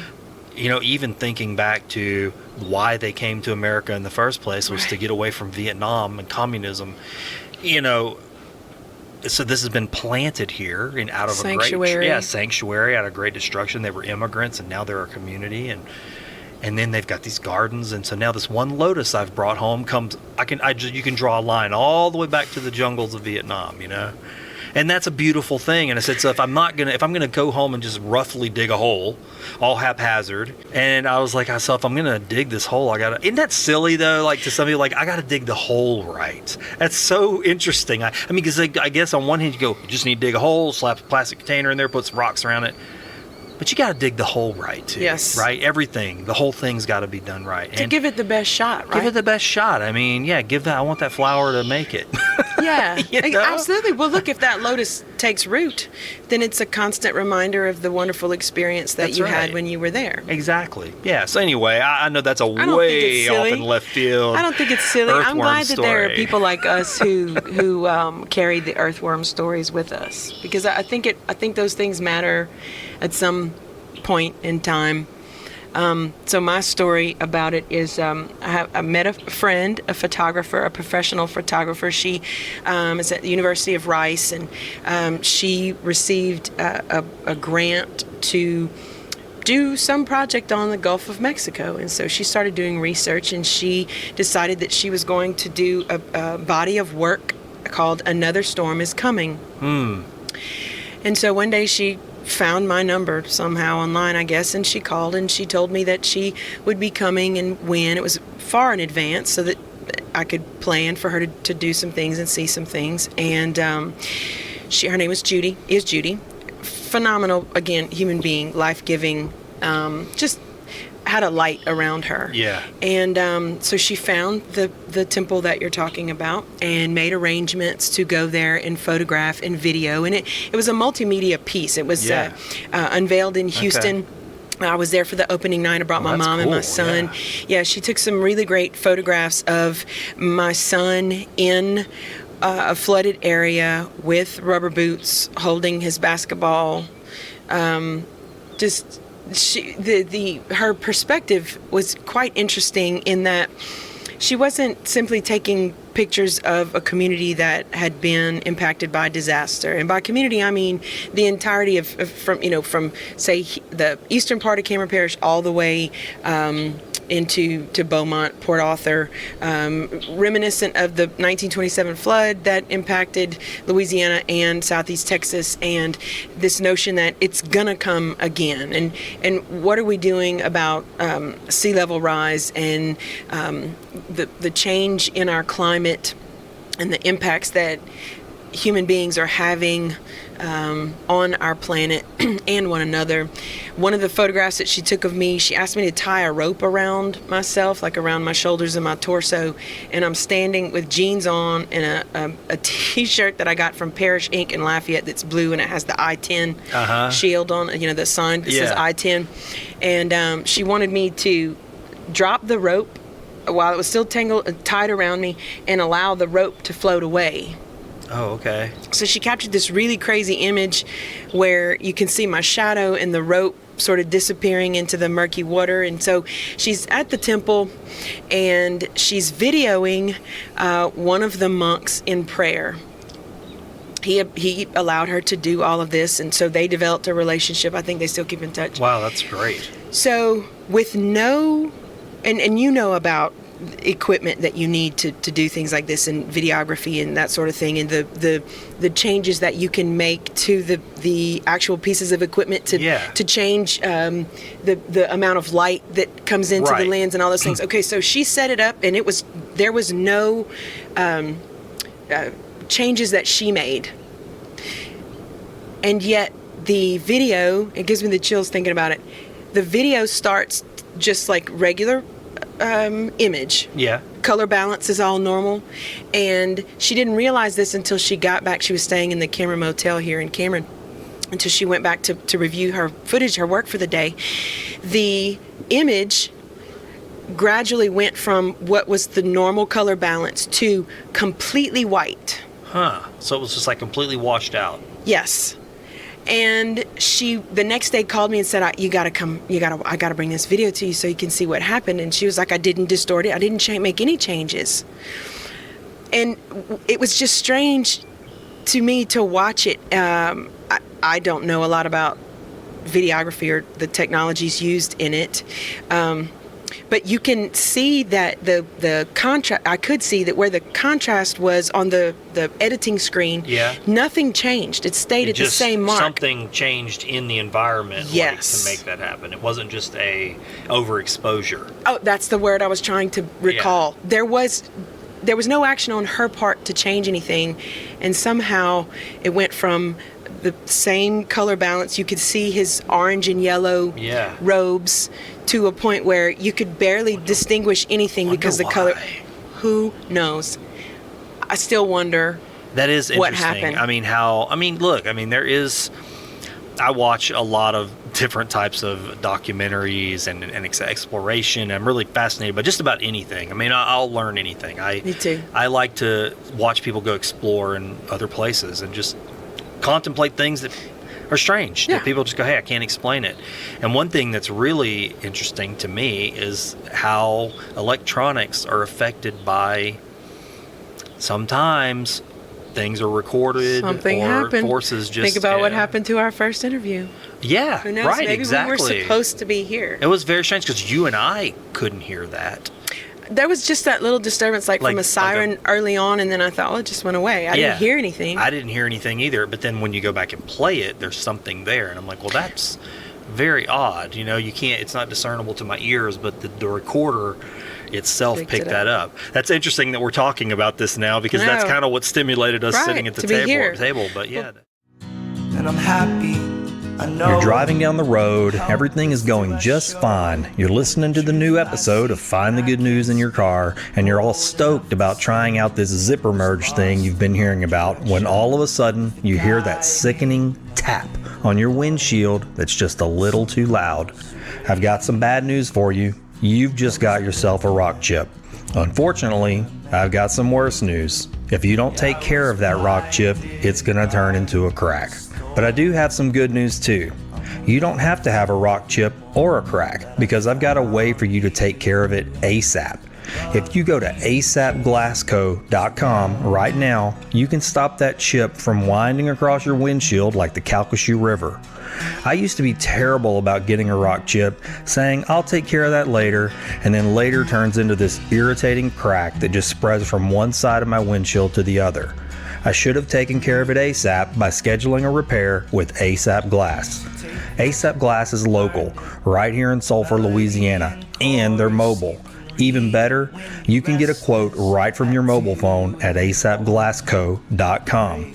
ASAP Glass is owned and operated by two of my best friends, lifelong friends, Dan and Kayla Smith.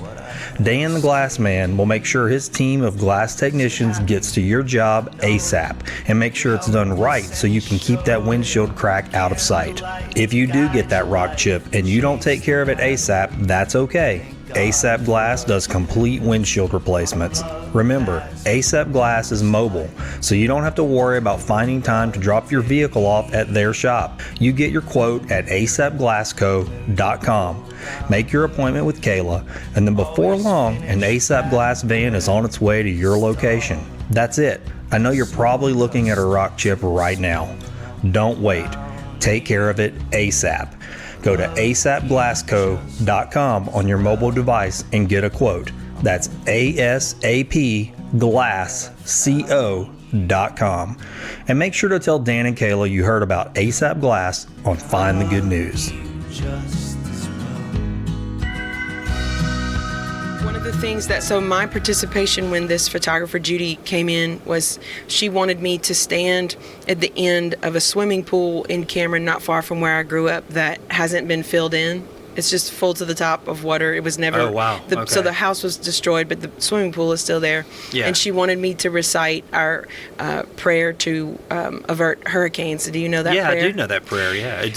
During hurricane season, I don't know if all churches do it, but I know in the Catholic Church, you're going to recite that prayer during hurricane season, until November or something like that. Absolutely.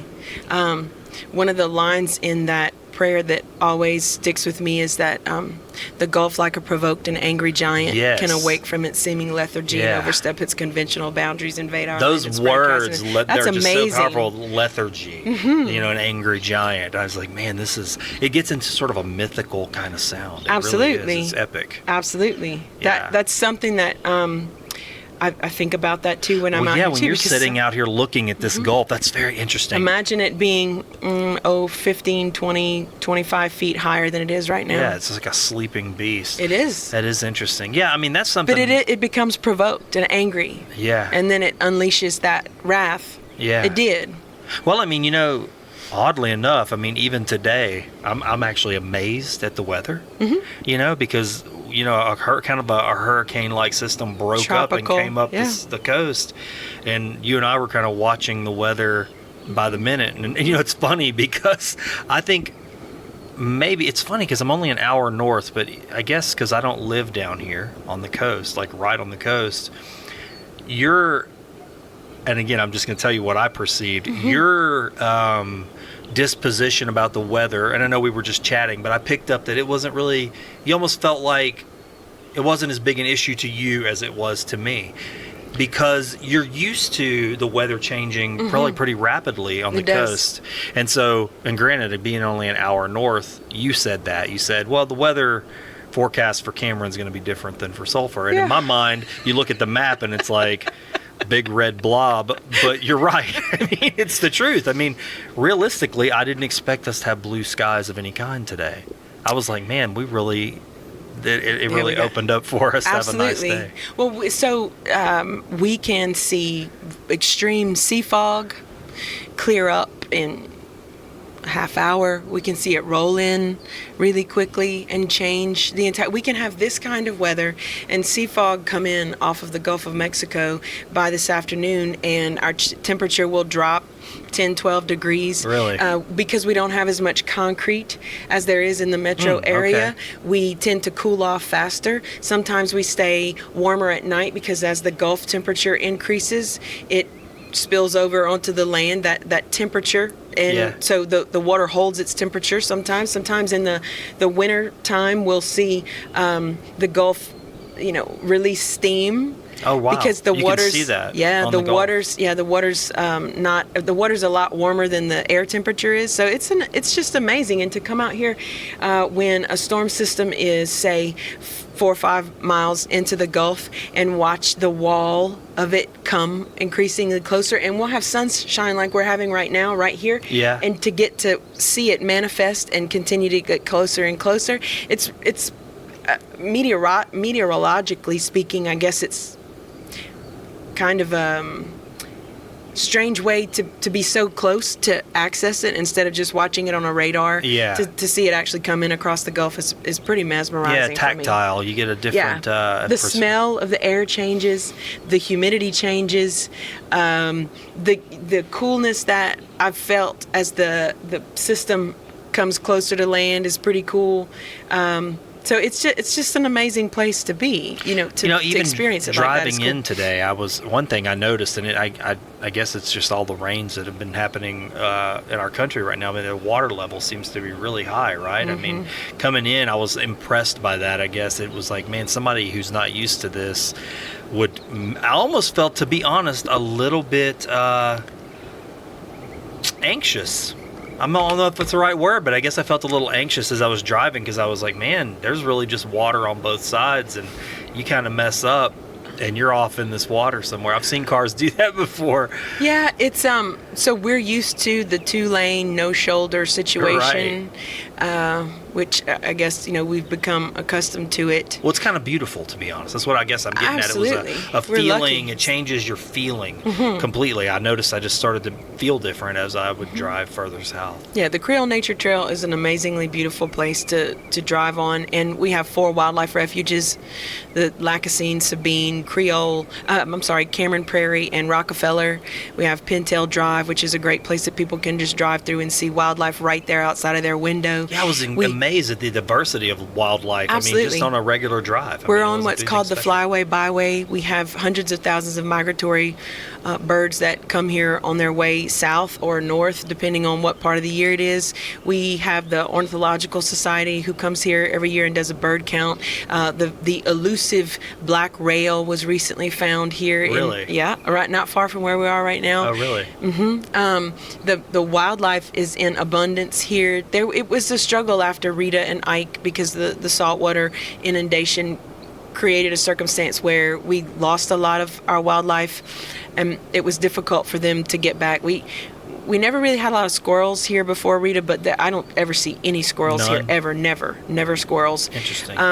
It took the raccoons and the turtles and the alligators and the cat. It took a while for things to start coming back. For a long time, there were a lot of that. I mean, on the drive in, I don't even know how many alligators I counted. So we estimate that there are about 6 alligators for every one of us who lives here. Oh wow, that's a lot. Mm-hmm.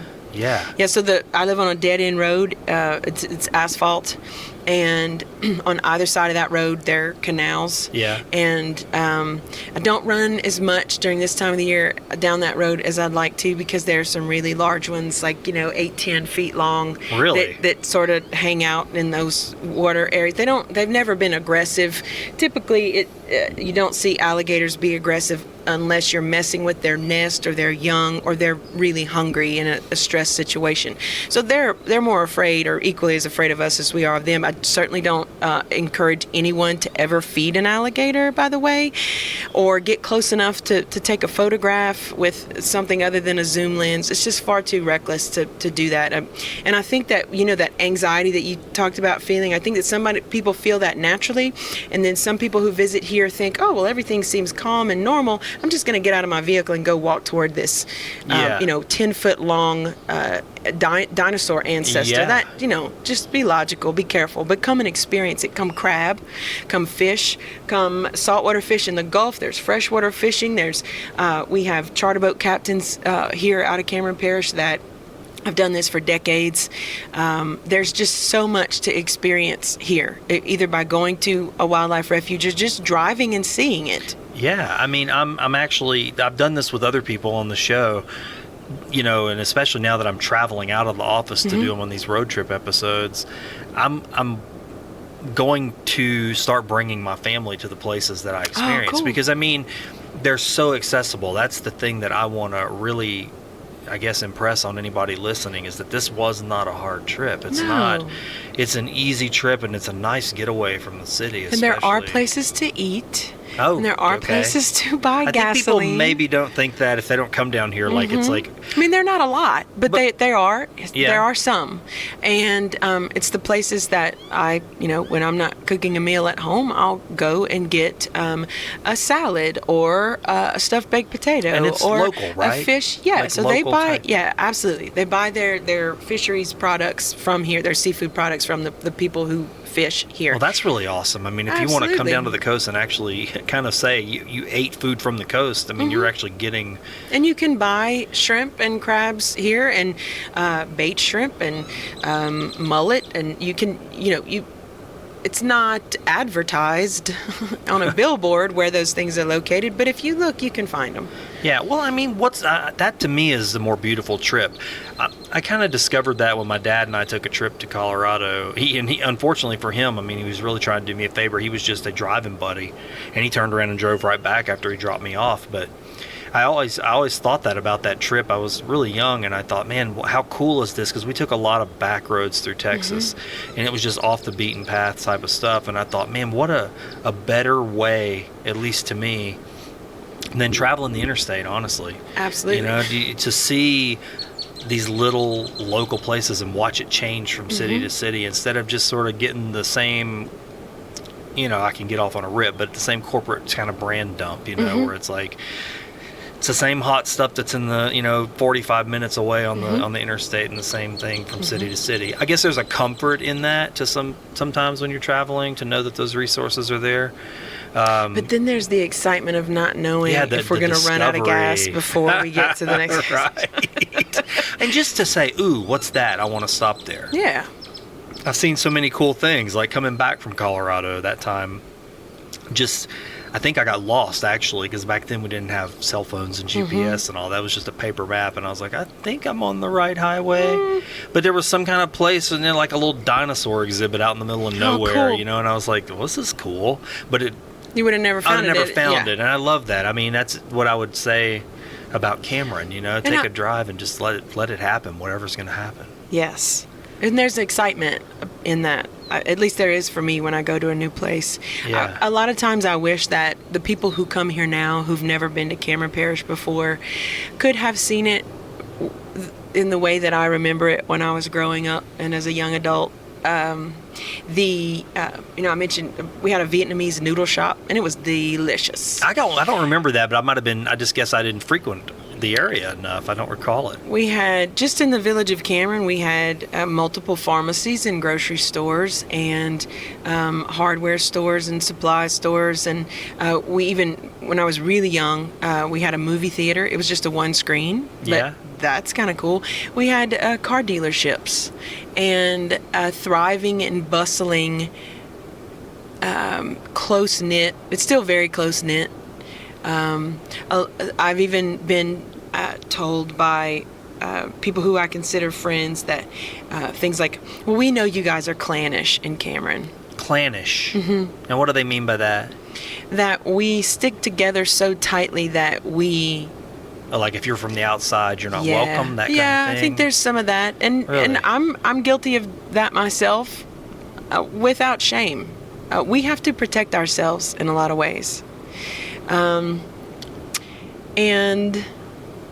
there may be argument or infighting within our community sometimes, but if someone from the outside comes in and does something harmful to that person that we're infighting with, I see. That's whatever beef we have with them is irrelevant, because we need to protect them against whoever else is going to hurt them from the outside. I see. Yeah. And I think that's one of the reasons why I was drawn to engage myself in what was happening with FEMA.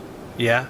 Because it was an outside force, like going, okay, this could go very badly for the people who have called this place home. And sometimes, just like the earthworm thing, despite what I thought was my very best effort to help, there were situations that didn't work out right. And I was following the Stafford Act, and I was following the instruction of my supervisors, and I was trying to help people who needed a home, and we couldn't get it to their site because there were logistics issues, and they went the entirety of the time that I worked for FEMA, which is some 3 years, and we could never get that temporary housing unit installed on their property so they'd have a place to live. That's a failure on my part that I think about often. And we talked about what is it life-giving? What do we done? Are we taking? I feel like I'm continually in self-assessment. Did that work? How did I? And then sometimes it takes so long for something to actually come to fruition. I might talk to 30 or 40 people who are interested in one piece of property to do 30 or 40 different things before one person actually does anything on that piece of property. Yeah, I get what you mean about the self-assessment, and it's almost like you're saying to allowing things to evolve and to change and get better.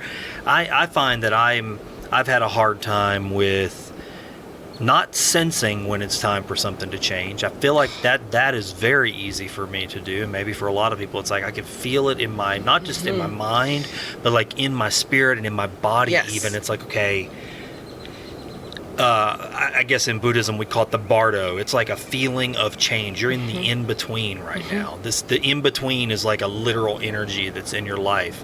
And do you think that that's stress causing? It is stress causing, yeah, because imagine being like that for 15 years. Yeah. Without relief. Exactly. That's what these people felt like. I mean, just being stuck in sort of the in-between, the bardo of becoming something else. Cameron's I can't let go. Bardo. Yeah, perpetual bardo. Well, you're in the bardo now, but you might be on the other side of it almost, I guess, is where I'm getting. Eventually you get through that feeling, and then things start to pop, right? Like it's a bursting open of something, and then things start spilling out, you know. I find I have a hard time when I get that feeling letting go of the thing that something was and then allowing it to move through. I end up getting my left hand caught in the old thing and my right hand in the new thing, and the center of me is stuck in the bardo, and it keeps going and going and going. And and that's fear. I think for me personally, and I mean maybe it's that way for communities too. For me, that's fear. I'm afraid to let go of the thing that served its purpose, because that thing has still got. It was the platform, it was the foundation, it was the launch pad, and if I let go of it, then I'm in that groundless state, right? Then I just don't have enough trust sometimes that the thing on the right side in my other hand is going to take me up to the next floor. So yeah, I guess I wonder sometimes if that's not what communities go through too. It's like we want to be who we were, we want to retain it. You can just grip it so tight that you get stuck in that place. I don't know. I just wonder that sometimes. I think that could be the case. That could be said for our parish. I think that it's not necessarily easy to live here. The United States Department of Agriculture refers to us as a food desert. A food desert? What do they? I've never heard that. What does that mean? What do they mean by that? So it basically refers to the fact that the limitations for access to fresh produce and poultry and other meats. So everything has to be very shipped limited. in? Is that what? Those That's things have to be though. delivered everywhere. Yeah, unless there's a really strong local farm-to-table initiative in a place, which Lake Charles is certainly working on that, and I commend them. And people like Matt Young that are so apparently and obviously making the place that they live better. That's what I'm trying to do. We have a couple of grocers here that thank goodness, I'm so grateful for them. And they are doing their level best to expand, and they do catering services and things like that. I'm very proud of them. And what I was saying about it's not necessarily easy to live here. I live in an 1,800 square foot house, and I just recently got my homeowners and flood insurance from $7,500 a year to $5,500 a year. And it's difficult to pay the increased cost of compliance with federal regulations and to elevate our homes, but I'm going to continue to do it as long as I can physically and financially do it, because I desperately want to be here. And I think that if someone is not in a place that they desperately want to be, whether it's the place in the figurative place in their life or the literal place that they live, and they're not working to make that better, then that's useless. Yeah. It's funny because I think, for me anyway, that reminds me of something that happened when I first started this show. I was in an online conversation about that with some local folks that really just sort of had a list of grievances with the area. And I mean, I read the list, and it actually kind of, I normally don't get caught in a beehive online, but I did in this situation, because what their grievances were real. I mean, I read it and went, I'm not a huge fan of complaining, but they're not wrong about what they're saying, right? The list of grievances were pretty spot on, but it was maybe the way they were worded that wasn't, maybe some gentler language, but sometimes gentle language doesn't get the job done, I guess. Right. But it was really just a conversation. And what I found was that my answer to a lot of their questions was that, I agree with that. This isn't so great. Or I agree with this. I wouldn't like that. I don't like that either. And I could probably add 10 more things to this list of 10, and other people chimed in and did too. But what I realized in listening to that was that there's a lot of reasons people stay in a place. Even if they don't love the land, if they don't love the community, they don't even love the people, they don't love the politics, there's so many things that you can find to not love.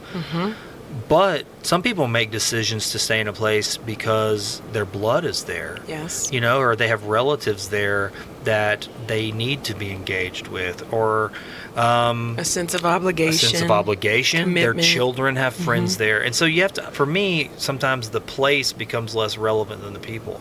And I say, are these relationships of value? And so can I, if the relationships are higher value to me, then am I willing to stay in the place for the relationships, and then while I'm there, try to make the place better? Are those people that were airing their grievances doing things to bring about positive change? I don't really know the full answer to that. I don't really know if I can answer that. I mean, I don't know them well enough. Yeah.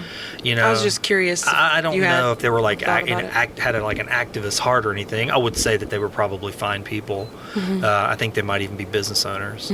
But it did create like a really big conversation. And honestly, I saw a lot of people that I now engage with through this show in that conversation. So, they had that one little thing created a big dialogue. And a lot of people had similar sentiments, I say it was in equal parts. You had some that was like, yeah, I hate this place too. It sucks. Move. Right. Or people who would chime in and say, yeah, I lived there. I tried for so many years, but I got sick of this and that or X and Y, and I left, and I'm so happy that I did. That kind of stuff was sort of breaking my heart when I heard that, because, I mean, it would be easy to move away from a place when things get hard. It really could be, right? But when does that stop? But when does that stop? That's right. You keep chasing that, and you're going to be moving around, because you're going to, as soon as you settle in, you're going to find it everywhere you go. Something that's just not, it's not Goldilocks' porridge, It's not just right. Yeah. A couple of years ago, for a couple of years, I helped to organize career fairs here for our parish students, our high school kids. And these were events where at one point I asked a group of juniors to tell me where Cameron LNG was located. And the answer is Hagberry. And one student raised, which is in Cameron Parish, hence the name Cameron Liquefied Natural Gas. And the student raised its hand And he said, is it in, I asked where it was. He said, is it in Lake Charles?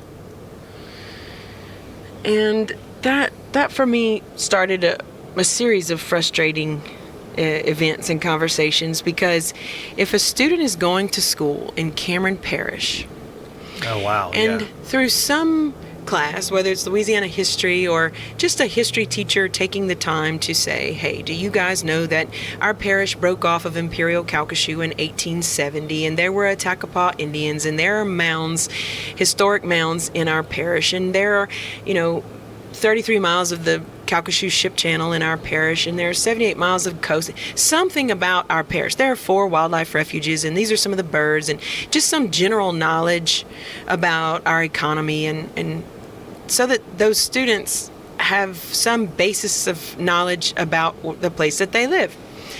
And so I started to, and I'm surprised that I've never gotten any calls from angry parents about this, but so I started asking, when I had a group of our high school kids together in an area, for them to raise their hand if they really were proud of being from Cameron Parish, and that they wanted to live and work here and raise their kids here. And right away, about 8 or 10 hands would pop up. And I would say things to them like, that makes me so glad. I was born and raised here. I went to school here, graduated from South Cameron, and I love our parish, and I get to talk about it to people from all over the world and share information about all of us with them, and it's really exciting, and it makes me happy that you want to be here, and I'll help you write a resume, and if you need letters of recommendation, tell me things about yourself so I can help you I want to be of help to you. Yeah. This is what I do, kind of thing. And then I ask the same kids, so tell me if you are not proud and you don't really like to tell people that you're from Cameron Parish, and that you can't wait for the day that you can leave and go somewhere else. And about the same number of hands pop up. Yeah. And I say to them, well, guess what? I am just as happy and committed to help you leave this fine and wonderful, beautiful place that I get to live as I am to help the people who want to stay here, that just raise their hands. Wow. Because I would prefer for you to go away and find whatever greener pasture you think exists, and you may go somewhere else out of the parish or out of the state or out of the country, and you find it, and I hope that for you. But don't stay here and sit in misery and not make it better for yourself and everybody else who lives here if you don't want to be here. Right. And I think that goes for everybody anywhere, wherever they are. Yeah, you can just get sour grapes and just make sour wine, right? Right. I mean, that's really it. And I really am. I'm happy to help those kids create a resume, apply for jobs, so that they can go to wherever it is that they think this nirvana exists. And I would prefer for them to do that than to not want to be here. And I'm happy, I know it. I'm helped. Do you ever hear a good song on the radio that just moves you? Maybe it stirs your heart, but then it starts to move your body too? Do people around you say things like, you've got rhythm, or where do you get your energy? Well, I've got a secret for you. That might be your dance coming out, and the Whistle Stop Dance Sport might be just the job your dance is looking for. I know your first thought, but I don't have any dance experience. That's one of the good things about this opportunity. You don't need years of dance experience to do it. What Whistle Stop Dance Sport is searching for is a multi-dimensional talent. What does that mean? Okay, I'll tell you. You see, dance goes far beyond formal training, though that is a plus. Being able to dance means you can take life by the hand and let it put one arm around your waist and move to the rhythms that flow your way. To be a dance instructor at Whistle Stop Dance Sport, you'd need to have experience working with children, good rhythm, positive energy, and a personality for people. Dance Sport works to enrich children's lives by offering social, emotional, behavioral, and cognitive skills that naturally build confidence. Through dance, these children develop self-esteem, express themselves creatively, and strengthen critical thinking skills. Does the thought of affecting young lives in a positive way stimulate your mind, your heart? Do you want to do something that matters? Something that could really change the course of a young person's life? Then maybe that's why you heard about this dance instructor position with Whistle Stop Dance Sport. You can send your resume or letter to Whistle Stop Dance Sport, 1518 18th Street, Lake Charles, Louisiana, 70601. That's 1518 18th Street, Lake Charles, Louisiana, 70601. Training dates for this position start in July 2019, so if you feel you may be right, don't wait to send in your resume. If you'd like to hear more about this position, call Whistle Stop Dance Sport at 337-515-7577. That's 337-515-7577. And if you do call, do me a favor and let them know you heard about this on Find the Good News.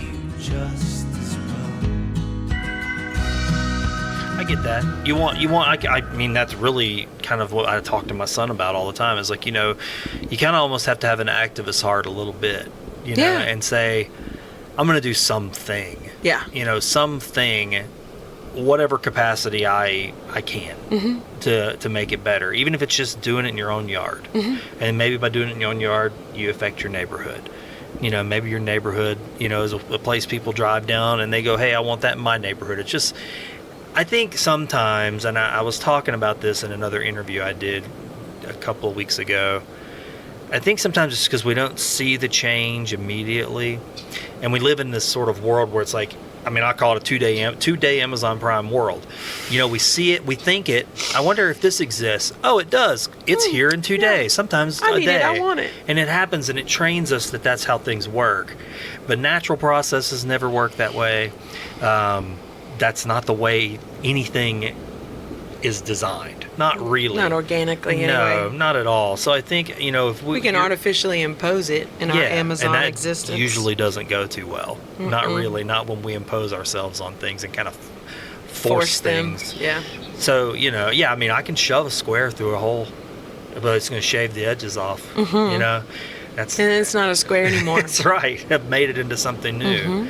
And fit into my shape. And so, I guess saying all that to mean that it takes time, and you may not live to see it. I always love that. I mean, about Moses, I love that one little thing. There's all kinds of Moses stories, but the one that always sticks out to me was that he had his eye on the promised land, but he never got to go there. He could see it, and he traveled through the desert, and he took his people, and did all the stuff, but he never got to go there. And that's hard. That's a hard pill to swallow. It is hard, but isn't that, sometimes I think that that's the sweetness of life, the hope and the promise that whatever that is that it's there. I know it's there. Yeah. I think that can be said for the environment that we live in, the communities that we live in, the vessel that we live in. Yeah. I tell my son that he's my gloomy optimist because I think that optimism should be tempered with reality. I don't want him to be that like you talked about earlier. Everything's going to be all right. There's a silver lining, because that's I don't. Yeah, it's so unrealistic. Always say it's #best life. I'm just not. It's eye roll. Yeah, I just don't. I'm like, maybe not. Sometimes it's okay to just call a mud puddle or a pothole a mud hole and a pothole. It's okay what it is. Call it like you see it. But I want him to know that consistent optimism is certainly a life practice that I've tried to show him, and that if he has a coin and one side's negative and one side's positive, hope that it flips to the positive side, and if he has some control over it, to impose that, whatever control that he has, and so that it's a positive situation. And I'm really proud of him. He is pensive and thoughtful and kind and generous, and he's really tall. He's 6'5", and he's only 16. And he went to ICCS in Lake Charles from kindergarten through 3rd grade, and then we were able to get back to Cameron, and so he started school here. And I think it was his 3rd grade teacher at ICCS who maybe kindergarten. Anyway, she told me once that he was her little compromiser. And I thought, okay, Claire, you've either done a really good job or you're setting him up for a lifetime of, I'm Captain Compromiser. Let's find the common ground, guys. Let's meet in the middle all the time. What have I done to this kid? Or, oh, good, I did something that even his teacher is recognizing. She said he doesn't go get in. I think she could tell that I was a little like freaked out about it. Like, what does that mean, teacher? She's like, he doesn't go involve himself in other people's business, but if he's nearby and there's some kind of conflict, he's the first one to say, hey guys, chill out. What are you doing? We don't need to act like this. So I thought, so okay. he's a peacemaker. Right. So now I'm thinking about that kind of conversation with his teacher now that he's 16 and so tall and so big. And he looks much more mature and behaves much more maturely than a 16-year-old would. I wonder how that Captain Compromiser role is going to surface as he increasingly has opportunities to be involved with teenage hijinks. And is he going to still be the compromiser? Is that going to get him into trouble when those who call themselves his friends pull him into situations to resolve them for him? And so I worry a lot about that. And that could be a really good trait too, because like a mediation type of situation where it's like, he might not compromise, but he might mediate, like help people find the best solution, which sometimes isn't a compromise. Right. He and I sometimes talk about the way that people behave and how certain circumstances get out of control, and how sometimes it's the right thing to back away from that or remove ourselves from it. We'll go to GameStop and he wants to talk about the newest Pokemon Sapphire, whatever it is, and he's this much bigger than me, and I obviously look older than him, but maybe to the person behind the counter I don't look like his old. So he looks a lot older than he is, and maybe I don't look my age, and they're trying to figure out from the way we're talking, interacting with each other, why is this really big man wanting to know about games that children would be playing. And so he's done a lot to navigate through that. I think he recognizes that adults and some other people his age don't know how old he is, and his vocabulary is larger than most, and he wants to go to Japan. Wow. And teach English in Japan, and I'm excited and scared all at the same time, but I don't ever want to step in between. That's his life. Right. I didn't have him to make him have the life that I want him to have. I want him to have the life that he wants to have. That's very hard as a parent. I think it is. To be, I don't know if you've ever read The Prophet by Khalil Gibran, but there's a whole thing in there if you ever get a chance to. It's a lovely book, and there's a whole section in there about children, and I've always tried to take that approach that, I'm going to butcher the way it's said, but he says something to the effect of, just as much as the creator loves the arrow that flies, so also does he love the bow that is stable.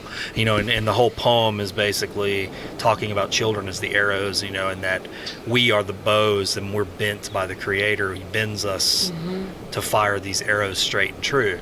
And I always loved that. Like, can I be a willing bent bow?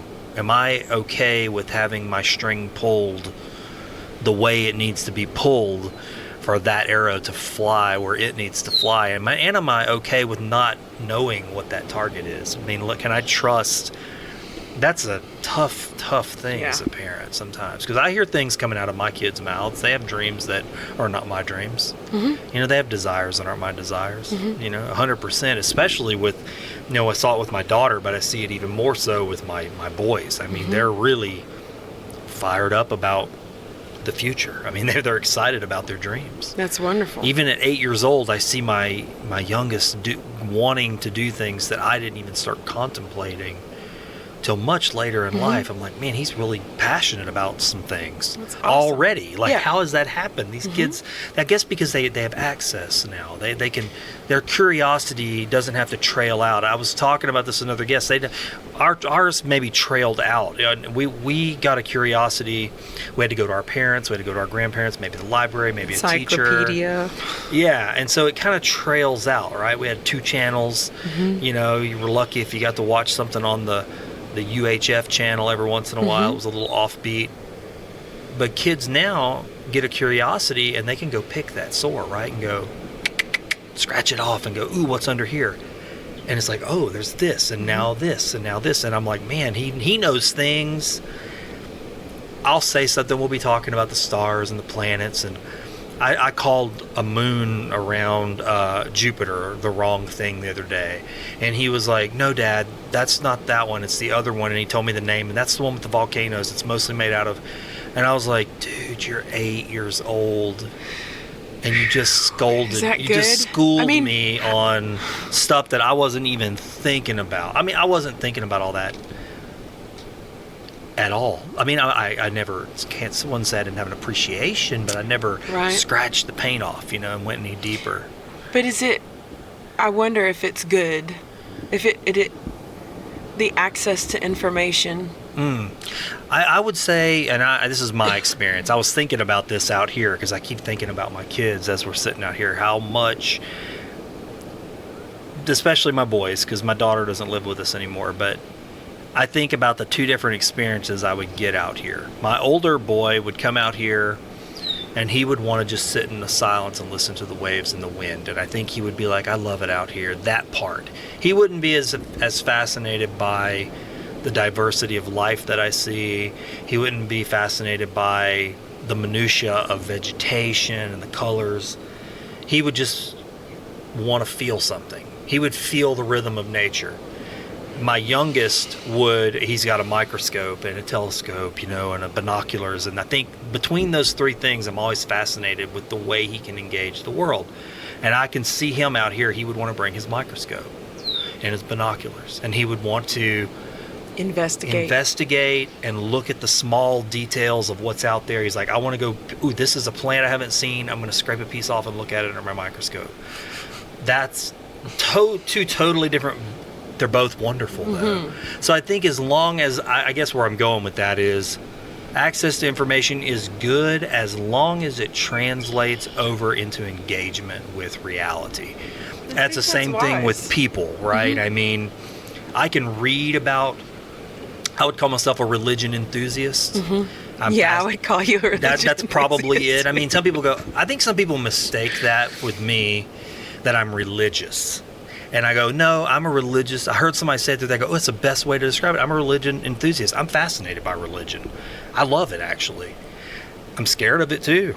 But I do love, it's fascinating to me what forms out of it. I think it's just an incredible way to engage the world, look at it through those eyes. I'm going somewhere with that. But, okay, so yeah, if I can learn a lot about that stuff. Engagement, yeah. But if I don't use it to, try to go, okay, well, I've read this book maybe, and this is their philosophy and their wisdom tradition, and here's their traditions and how they manage the heart. But if I never go engage with a human heart, I don't know if that's valid or not. It's nothing. It's just information in my head, so what? So yeah, it's like that to me. I guess that's a long way to say I think engagement is probably the good way of handling information. Because, I mean, God, what's the point in knowing stuff? Who cares? I mean, if you know stuff, so what? I mean, really, I hate to say it that way, but I can know some stuff and it doesn't amount to nothing. I agree. Nothing. It's literally just stuck in this bone and brain. So, I mean, useless, yeah. I mean, just like this show. I mean, coming out here and talking to you, I'm super stimulated out here right now because most of the time I'm talking to people. You came and did that once. It's in the four walls and it's in this safe environment that's my environment. But I love coming out here and being in this space and talking to you in it. Because I hope that the audio will pick up the waves and the bird songs. And I hope the audience can too. Well, that's the other part of this. I'm going to go drive around this afternoon and catch some video too. Awesome. And I don't do that on the regular episodes, but that way that people can get a visual idea, of the space that we were in and then just the environment. And hopefully what I'm hoping will encourage people to actually make the drive. I really appreciate Cameron. I am grateful that you have done this. I'm glad it worked out, honestly. Because it's often not what people expect when they get here. No, I mean, I'm surprised. I I'm pleasantly surprised. Like I said, I hate to say it, guilty, shame, something. I'm just at that age where I go, why was I never brought here? And then 2, why didn't I seek it out? What was I doing? What was I doing? Yeah. You know, like, what was I wasting time doing? Right. When I could have just been, instead of going, hey, you guys are going to watch a movie, which I like movies, but I mean, you know, but at a certain point, you run out of this. I hear people say all the time, well, there's nothing to do. Well, sometimes doing nothing is a good thing, Yes. but maybe doing nothing in a new environment is the right thing to do. Yeah. Right? And so I think it's a great place to come and just relax yourself. One of my really good friends from DeRidder recently texted and asked about a place to eat and use the restroom. And she said she wanted to take her grandsons to Escape. Escape. Yeah, and I sent her a pin, and I said, this is the road, and this is how you get there, and it's about this far from this restaurant and this far from this restaurant, and they both have restrooms, and this is where the Family Dollar is in relation to where you are in case you need to get a chair, an ice chest, or where, you know, you don't come down here with what you need. And she said that they were, I can't wait to hear how the Escape went, because just like we started the conversation today, that's what this is. It's a meditative space for me. It is an escape, and having it so accessible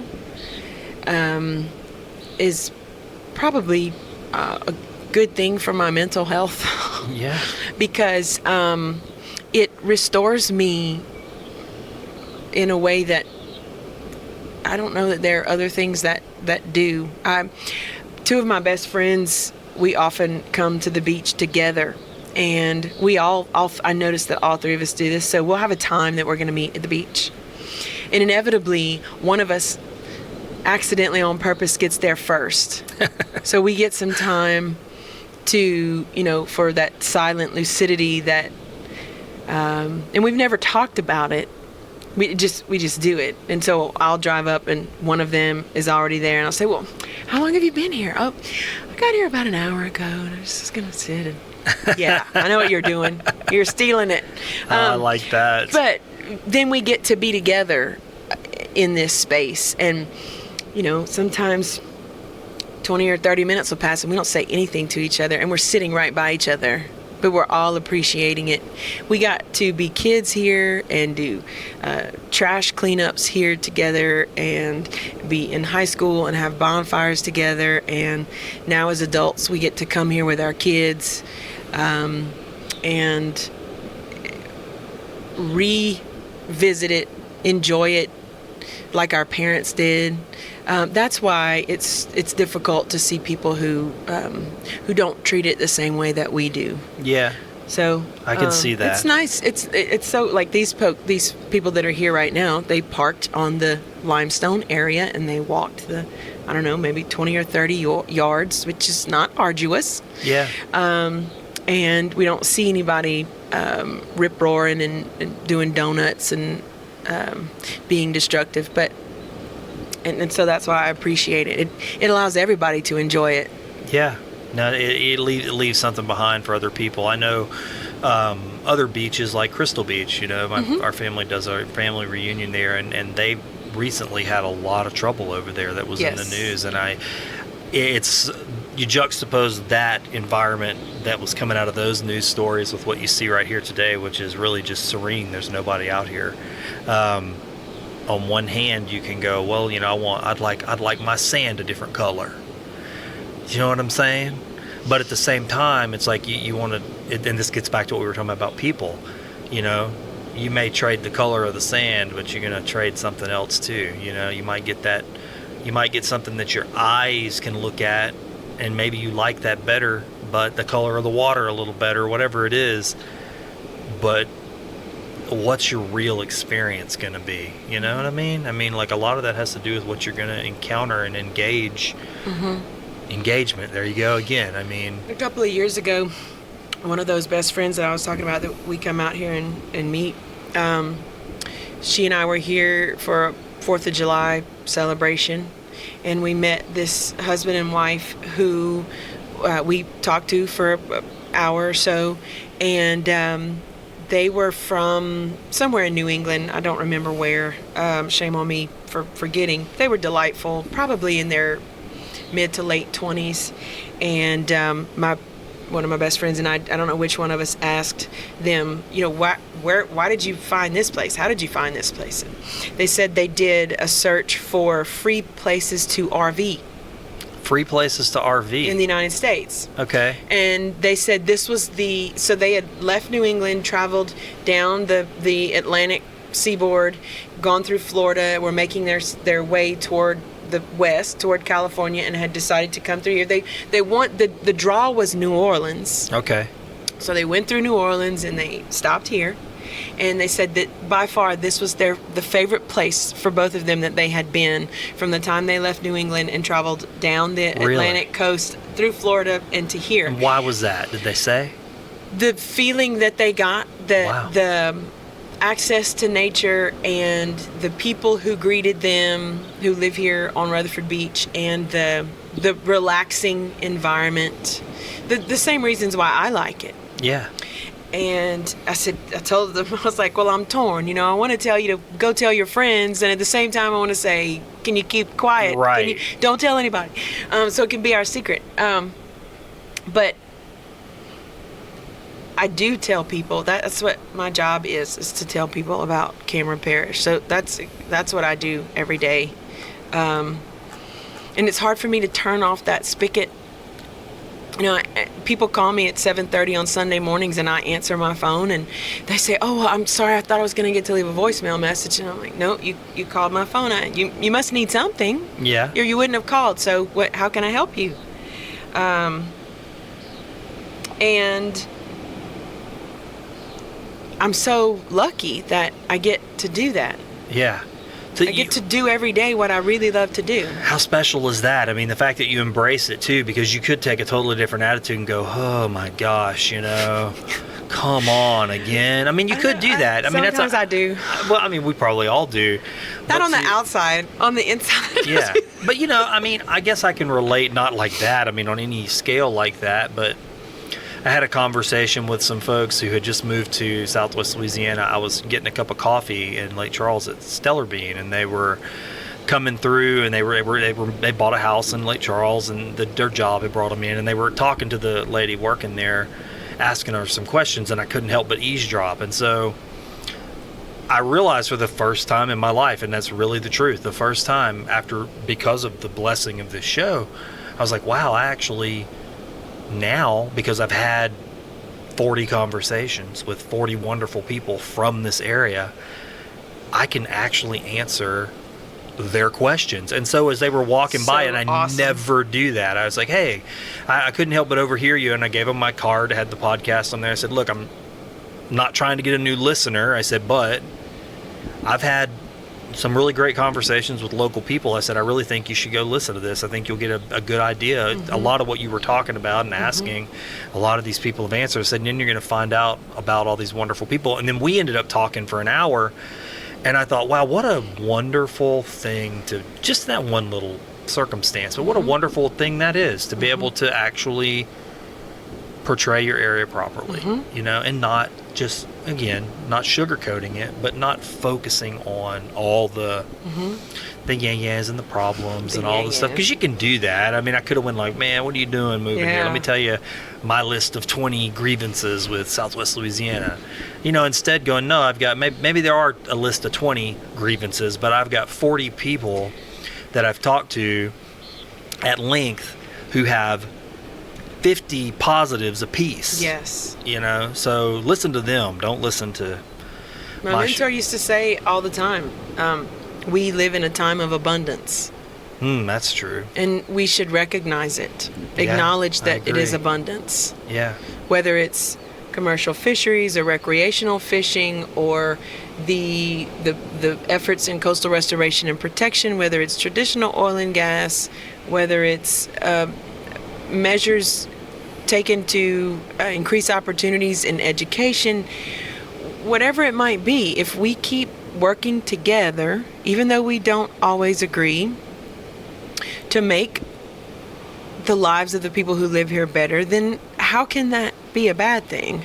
And I'm happy, I know it. This episode's Fishing for Goodies fishbowl sponsor is Brimstone Museum and Henning Cultural Center in Sulphur, Louisiana. I don't know what you look for when you travel, but one of the things I look for when I'm putting together my itinerary is a unique museum or gallery in the city I'm traveling to. I do this almost every time I go to a new city, but if I'm being honest, I'm guilty of not always doing that very thing right here at home in Sulphur, Louisiana. That's really a shame, because we have one of the most interesting, historically relevant, and culturally rich corners in any city in the country about 2 minutes from where I'm sitting right now. I'm talking about the Brimstone Museum and Henning Cultural Center. Have you ever really thought about why our city is named Sulphur? They've got a permanent exhibit on the history of the sulfur industry that answers that simple question and more. You really get a full scope of just how important the sulfur mining industry was to the development of Southwest Louisiana and the impact it had on the rest of the world. Yes, the rest of the world. On the same property, right next door to the museum, is the Henning Cultural Center, presenting some of the most interesting, modern, and culturally relevant local art shows I've ever seen. My dear friend Tom Trahan and the Brimstone Historical Society have really worked hard to give us this treasure, and it's a multifaceted jewel that I plan to take advantage of more often. You don't have to wonder what their hours are, or how to get there, or what shows are coming up. Just go to brimstonemuseum.org like I did, and subscribe to their mailing list right there on the homepage. That's brimstonemuseum.org. Tom will make sure you start getting the announcements for each and every new show at the gallery. But you don't have to wait for the mail to arrive to enjoy this historical local treasure. You don't have to be guilty, like me, of overlooking a local wonder that conveniently sits next to the Grove, one of the most beautiful walking parks in Southwest Louisiana. Drop in and say hi to Tom for me. Tour the museum and center, and make sure to tell Tom that you heard about Brimstone Museum on Find the Good News. Now, let's take that dive in the fishbowl. It's been a good conversation. We got a little bit more to go, though, because you know what's next, right? Well, and you've already done this once, but it's fishbowl time. Well, staring me in the face is the garbage pail kid, Boney Tony. I love him. So I'd pick just one at a time? One at a time, and look, you know that there's different types in there, so you've done this before. Yeah, I forgot what the questions were when I did it the first time. I think I'm going to go with this one. Yes, listener submitted question. Oh, God. Uh-oh. I don't know what it says, so. Wow, okay. What breaks your heart? Oh, my gosh. Can we start our time over? Man. What's like the one thing, though? There's probably like a linchpin. I mean, I'm like that too. Like, where should I start? But like, is there something that you go, it's every time? It's every time. Yeah, okay, I got one. You know what I mean? So, what breaks my heart is observing someone's spirit get crushed or damaged. Yeah. That's just rough. Whether it's my kid or a family member, a friend, a loved one, anyone on the street, when something happens and you can see discouragement or someone else by their words breaks someone. Yeah. I think it's particularly heartbreaking for me when I see it happen to a child. Mm-hmm. You know, don't have any dreams. You can't win the race. Don't even run. That soul-crushing, spirit-taking. I think there's a universal or some sort of punishment on a magnitude that we can't comprehend for the people who do that to others.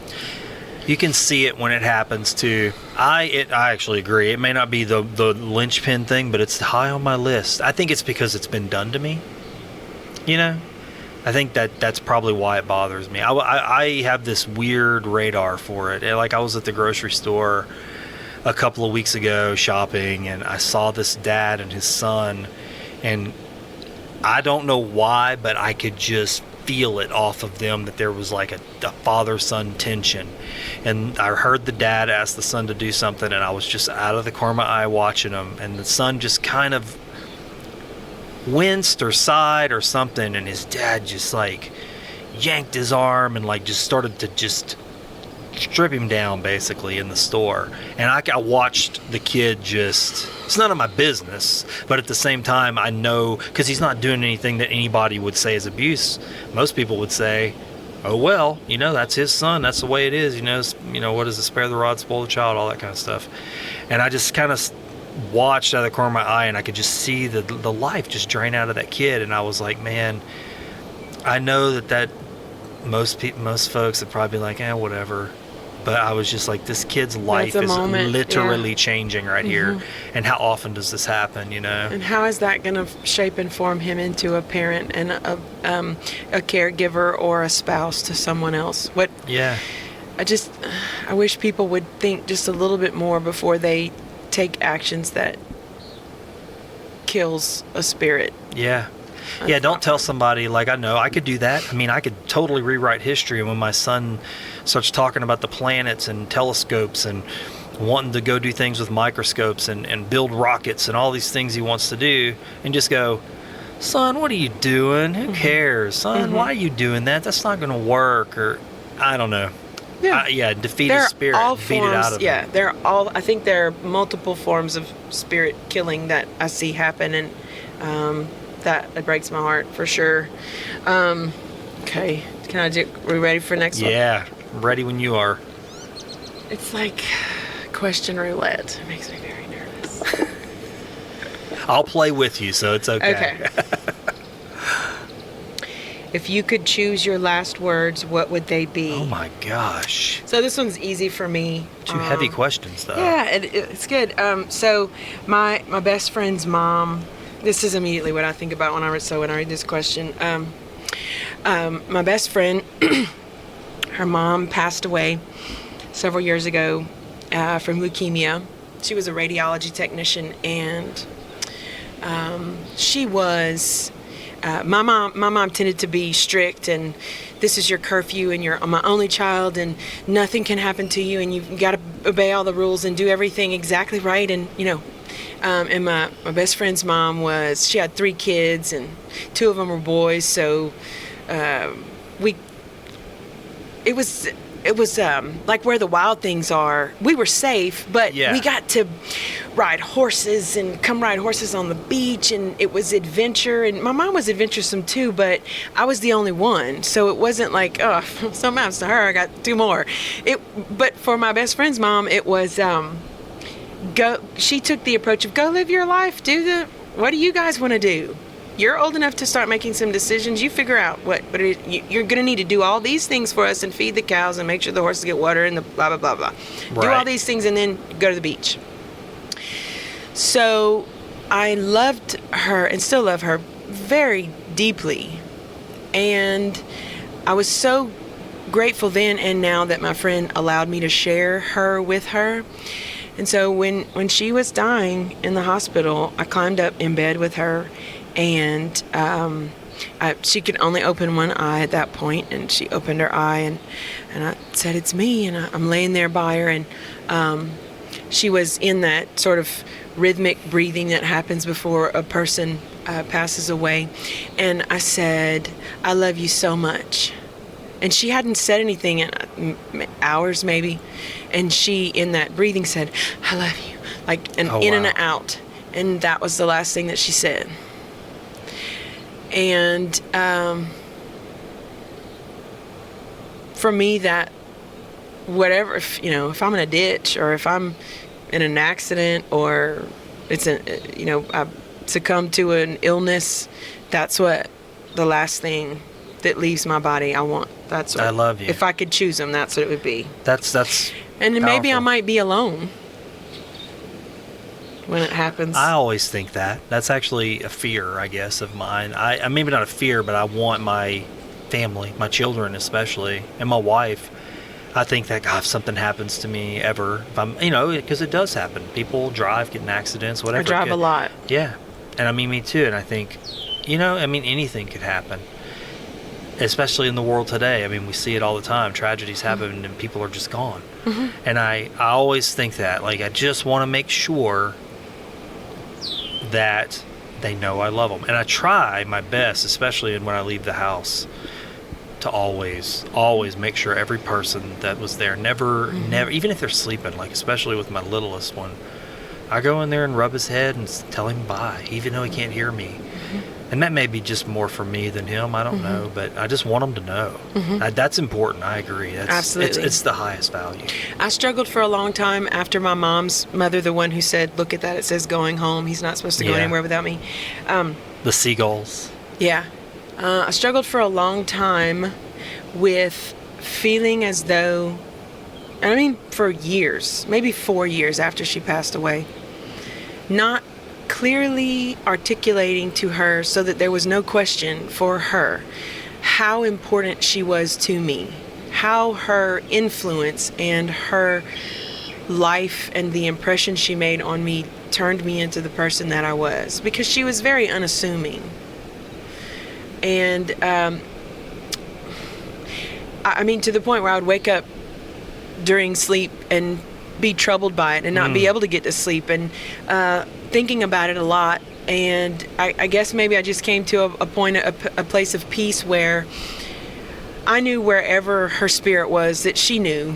And it didn't require, maybe that's my way of making myself feel better about it, but what it did is it created a circumstance where when I care about someone and I love them, I say, I appreciate that you're a part of my life, and I care so deeply for you, and it is genuine, and you've made this difference in my life, because I might not get to say it to them again. Yeah, the day before she died, I called her to ask her how many tablespoons were in a stick of butter, and she told me 8, and then she said, I'm not going to be around forever. You're going to need to learn this stuff. You're going to need to know how many tablespoons are in a stick of butter. She didn't say it rudely, but in her same "you stole the powder puff" thing, you're going to have to know this without me. Yeah. Ready for the next one? Yeah, that's a good answer. I like that. I feel like if I pull the big card, that it's somehow not as real as the paper. Yeah, no, the big ones, those are like, the paper ones are from listeners. Okay, then I'm listener oriented. What is your most prized earthly possession? Ooh, that's a good question. I don't know what I would. I think I know the answer to that. I don't know. Earthly possession. So I'm gonna probably buck tradition, and this is so hard for me because Rita and Ike taught me that everything is temporary. Yeah. I don't really possess anything. Really? It can be taken out of my hands and my fingers like sand. Yeah. But I guess if I have to pick something, there's a lot of things that I was able to find in the mud after Rita that when I saw them, my heart sank, because I thought, oh my gosh, now I still have this thing. My grandma, who's my dad's mom, she collected spoons from around the world. She had traveled all over, and she had these spoon display. Yeah, like the little things. pewter spoons, and they have like I've all seen the places you visited. Yeah. She had one that had captured my interest particularly, and it had an amethyst colored stone on top of it. I don't even know where it was from, but I was supposed to inherit her entire spoon collection. Oh, okay. And she has 28 grandchildren, so that was a big deal. Yeah. And yeah. She after the storm, she did not take them out with her when we evacuated, and so she lost like this wall full of spoons that she had collected over, I don't know, she was 80 when Rita hit. And so we were at her property looking for anything we could find, and I saw that purple amethyst ended 4-inch long spoon sticking up out of the mud. So things like that are prized to me. Things that we thought were lost that we just found in a tree, or I have an Afghan that my other grandmother handmade that was in a tree, and I climbed up in the tree to pull it out, and it's in my living room just like an Afghan in anybody else's room. But every single time I look at it, I remember that it was in the tree, and we had to get it out. so we could salvage it? That's different than most of our answers, I think. We would, if we haven't been through something like that, there's a different type of energy to that, a different way of treasuring something when it was lost and found. Mm-hmm. You know what I mean? Well, I might lose it again. Yeah. There may be another storm and I don't evacuate with it, and those things will be gone. My mother left a trunk before Rita that had my baptismal gown, her wedding dress, sentimental things. And still, she'll occasionally say, "You know what was in that trunk, Claire?" And she'll remember some other thing that was there. The life distortion exercise that happens after a natural disaster is not easy for me to explain unless someone has been through it. We talked about fire earlier. I have a cousin who lives in Bastrop, Texas, and she has, in her lifetime, she's just a few years older than me, but she's undergone some unbelievable things. There was a natural disaster with fires in Bastrop several years ago. Their home burned completely to the ground. She has twin girls, and one of them is now cancer-free. Years of treatment and the surgeries that happened after to repair her joints that came from the treatment that she had because of the cancer. And so they've been through some rough, dark stuff. Yeah. And when their home burnt down, the first people that she called was us, the people who lived in Cameron, because she said that was the loss that she thought. So, she can't go get her kids' baby pictures. They happened to be on vacation when these fires happened. Oh, really? So they were gone. So they were gone. They had flip-flops and swimsuits and Gulf Shores. They weren't. They came home to nothing. And so that pains me in a way that I don't think I could experience had I not. It pains me for her that she had to go through that had I not been part of that loss. And I mentioned that my parents lived in that house for 35 years, the one that I grew up in, that was gone. And they got another house after Rita that had 19 or so inches of water and mud in it after Ike. Wow. And my mom has said to me over and over again that it was easier to have a home that was completely obliterated than it was to have a home still standing that they had to go back and forth in and out of and meet the adjusters there and see the mud on the walls and try to clean the mud off of the... And it's not like mud like in a mud puddle. It's like clay, this gray, thick, mucousy, viscous coat of destruction that destroys everything that it touches. And so that caused a lot of, panic and anxiety for my mom, just having to go back in and out of the house and try to find what they could salvage. And she was like, I just wish it would be gone too. Because then I couldn't see it yet. Just gone away so that I could at least remember what it was like, maybe in its glory. Oh, instead of having to have the other image. Yeah. Mm-hmm. No, I think, it's interesting. I think about that as you say that. I think it makes me think of my dad, actually. When I dream about him now, he's young and healthy, and I'm glad that that's how I dream about him. But it's not when I'm awake and I think of him. Unfortunately, most of the times it's when he was sick, and it's harder. It's like I wish I could just supplant the dream time. The dream, and it's nice to have dreams. I mean, I'm not gonna lie; those are good things, and in pictures and things like that, where I can put those images in my head. Because the other one, it's just like that mud. It's painful because it just is. That's all it is. I know the way to say it. It's not a picture of health. It's a picture of suffering. But what a gift that you get to see him in dream time. In his prime and.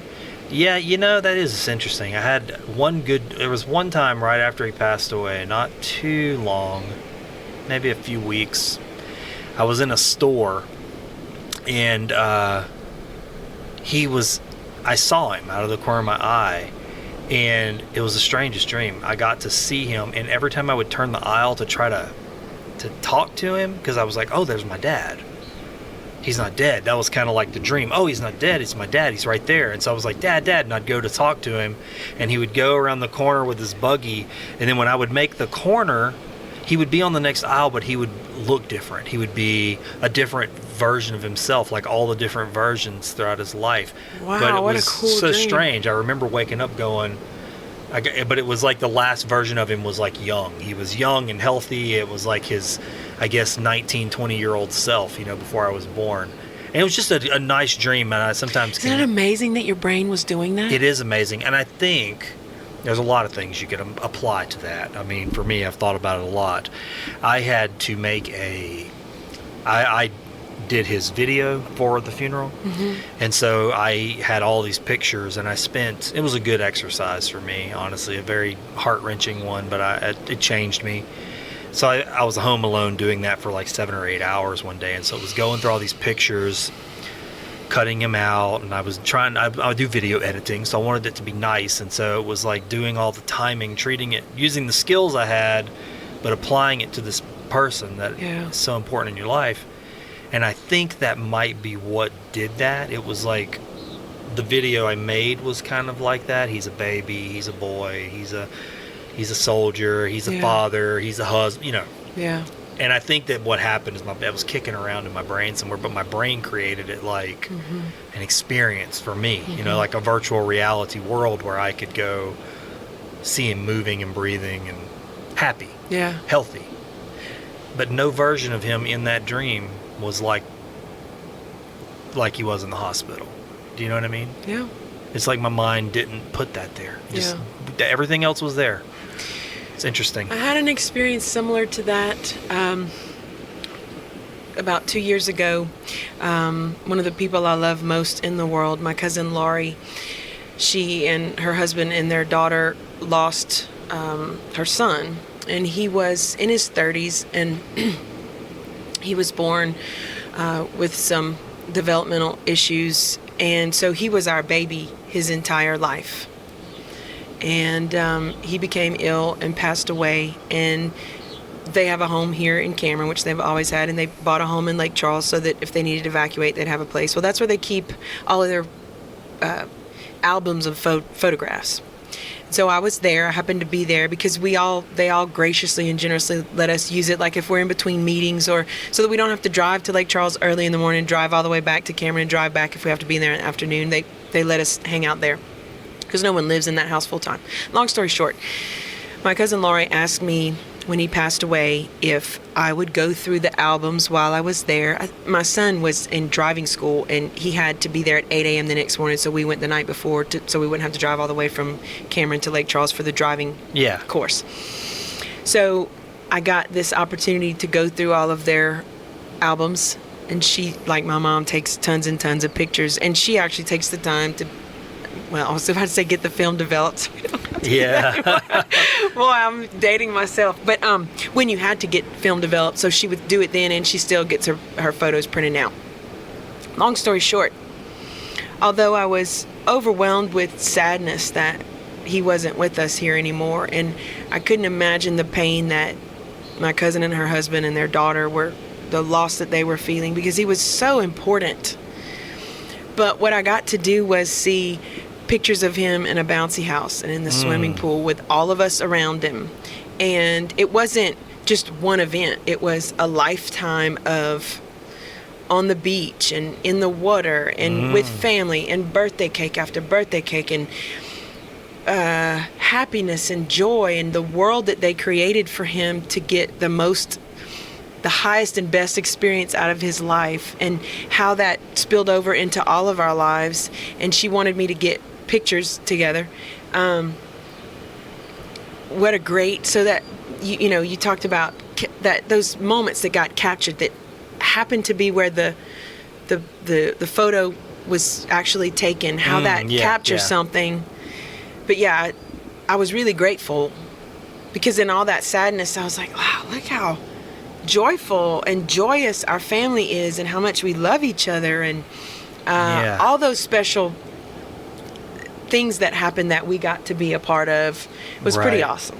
It is interesting. Death is something I think about a lot, and I think sometimes when we talk about it, it can be one of those situations where it's like, well, it was so sad we lost them so early. No, I think it's, when you see a young life lost and you go, oh, you can focus on all those intense good things, and then I think sometimes we say, well, we want to see all the seasons of life, and I think that's maybe for me, the fear of death is not dying necessarily. Mm-hmm. It's that I want to be around for the seasons, mm-hmm. just to be around for even the bad seasons, mm-hmm. I have this sort of, it's strange. I guess with me, when I think of death, I don't ever feel fear. I just feel like, and that's more to do with me, but I feel fear when I think about others in my family. That's what I feel, because I have this feeling of like, but then, I won't be there to steward them. I won't be there to ferry them to the other shore. I won't be there to lift them, or mm-hmm. That's the kind of thing that makes me feel fear. It's not when it comes to death. It's more that kind of stuff, mm-hmm. not the idea of just being this body being, gone. I agree. Yeah. Sometimes I think that as much as it would pain me to lose my parents or my husband or my child, that I would rather lose, because I know how much they love me. And if there's one of us that has to go first and be without the other, I would take being here and going through that pain, because I know how much they love me and I wouldn't want them to hurt like that. Yeah. I know that sounds completely screwed up and backwards, but I don't want anybody to be heartbroken because I'm gone. Right. You don't want to be the source of their pain. I understand that. No, I get it. It makes sense. And I want them to remember, a realistic picture of me. So then I want that realistic, the reality to be that I was a source of light in their life. Yeah. And goodness.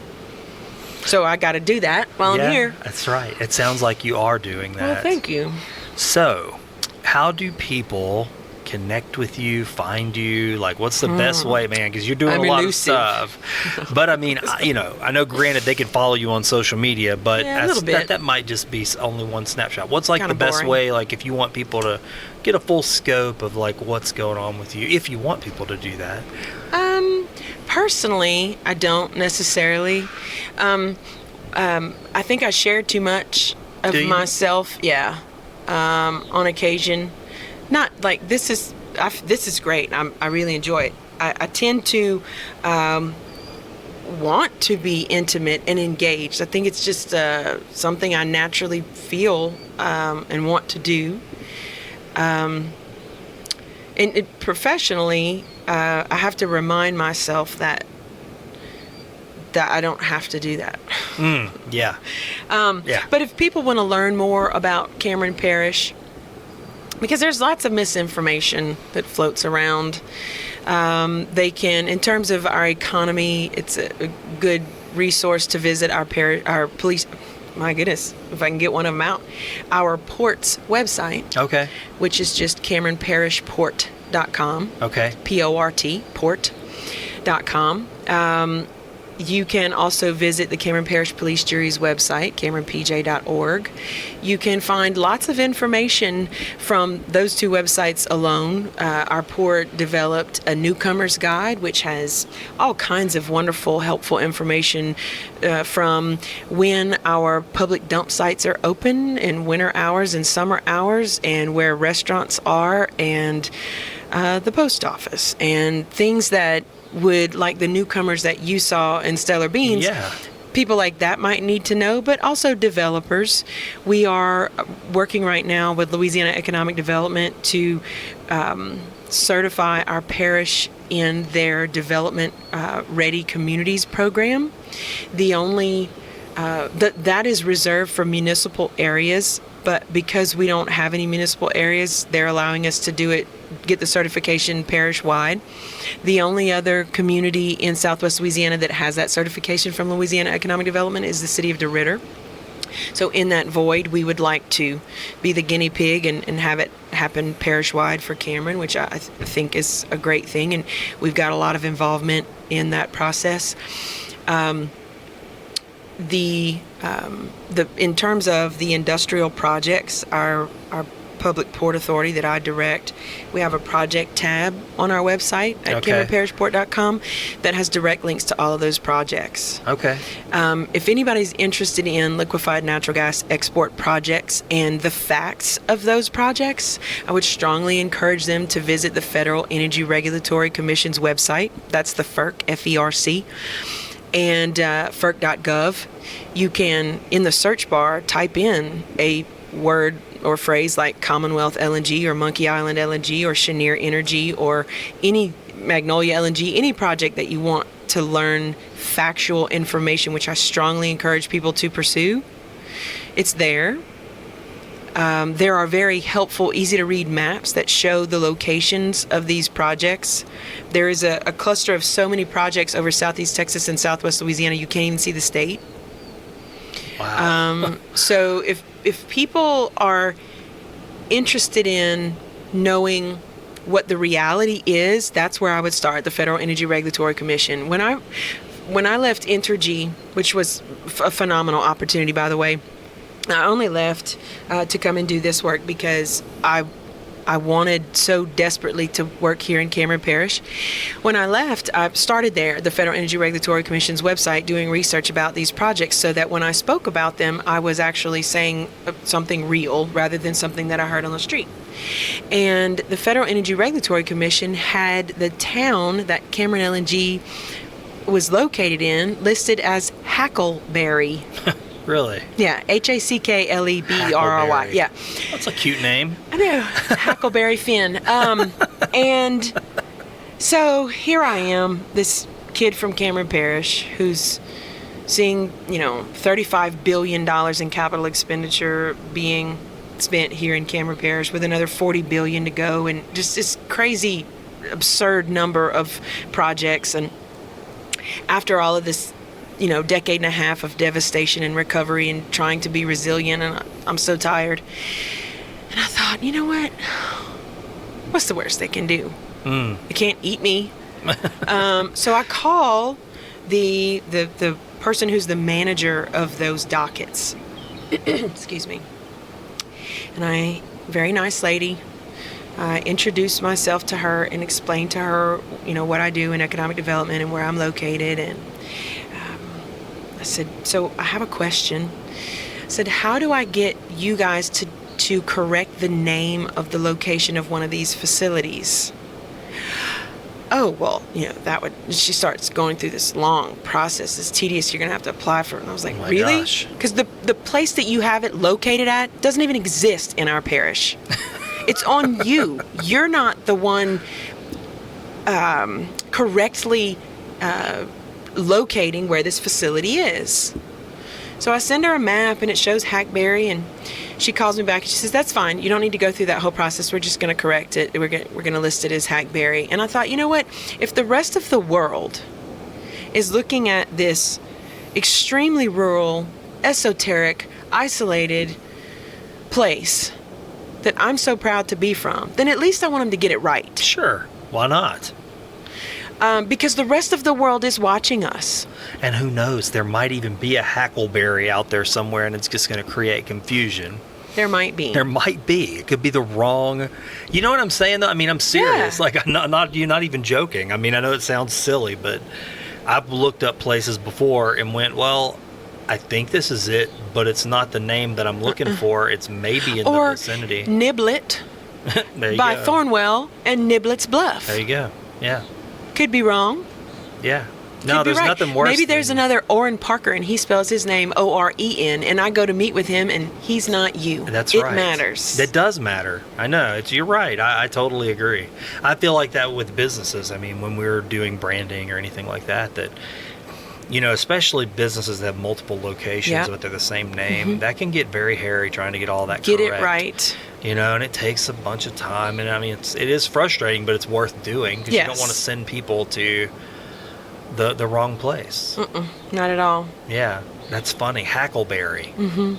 I've never heard that before. I know, right? And our president just visited. Yeah, that's right. Was it still listed that way? No. Okay, so it was fixed before that. Yeah. Well, I started on July 7th, 2014, working for the Cameron Parish Police Jury as Director of Economic Development. So it was almost 5 years ago that I made that call. But I'm glad I did. Yeah. Because it would still be listed in the federal government level as Hackleberry. It's not even here. Yeah, and it's funny, too. I think it's kind of interesting that it could have, the way it was, what you were told was that there was all these 9 levels of hell that you have to go through You to do can't this. just change the location of a project. So often I feel that way in my job. I think, honestly, in what we do, that's probably our primary role is those people. It's like, hey, how can I just get this done? Yeah. And so that's mostly what we do, unfortunately. It's not always. That's the untying of the knots. Yeah. Or the knot prevention. Not I'm prevention. going to change my business card to say knot prevention specialist. Yeah, that's like what's, the Mary Undoer of Knots painting. It's kind of like that. It makes me think of that. I love that painting. Undoing knots is not glorious work. I mean, there are some people who give up on knots. My dad used to call them hatchet knots. And he was like, yeah, that's a hatchet knot. And I was like, believe it or not, I've always been fascinated by knots. Me too. You really? The nautical, yeah. Yeah, I'm fascinated by knots and then also undoing them. Like, you ever get your hands on a knot where it looks like it's so old, it almost is like a fused ball. But even those knots, if you take a little stick, you can, awl, you can work those knots out. Or gold chains that are knotted. Yeah. I That's love my picking apart those things, those shoestrings. I love seeing them come undone. I'm not hitting knots with hatchets. No, I'm just not going to give up. Yep. I loaned somebody a piece of rope the other day, and we were tying down a sign, and he was like, man, you're tying that down. You got all kinds of fancy knots. I said, man, there ain't no point in doing this if you're going to have to just cut it off. You know? Just a few Begin with the end in mind. That's right. That's right. You got to know how you're getting out of this knot. Right. Before you get into it. It's everything we do. Yeah. This is a good conversation. Aren't you glad we did this? I am. I was really upset. I really was to have to. That day I contacted you to tell you. I really had a feeling of dread about it. I was like, "Aw." Well, the show was still very young. I mean, it's still very young right now, but it was even younger still. And, you want to do things right. If you're going to do them at all, try at least. And then this happened, and it was just this total fluke. And I was like, how do I tell somebody who gave me their time and their feelings and their all of it, all the dimensions? But how tight would I be if that was a problem? Well, I knew when I listened to the podcast where you talked with Matt Young that I needed to meet you because I had been hearing these really cool and amazing human beings talking about you and all the work that you had done. I was like, how can I have not met this person? I don't think I'm too I'll tell you what it is. I'm not well connected. I mean, that's just the truth of it. I was talking to somebody the other day about this on somebody else's show that I was lucky enough to be on, and to talk about this show. It was, that's a show to talk about a show. A show to talk about a show. But, I told them the same thing. I said, I'm just not well connected because the bulk of my time is spent at home. I mean, I spend a lot of time at home. I spend a lot of time producing content, and my engagement with people is mostly clients.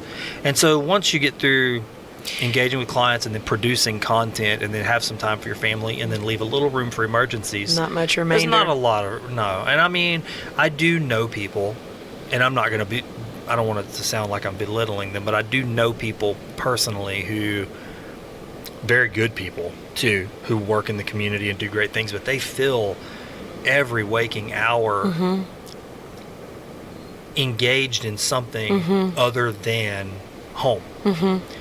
And some of them I've had private conversations with, and I have picked up that sentiment that while that is good for them, it can also be a little bit of an addiction. Yeah.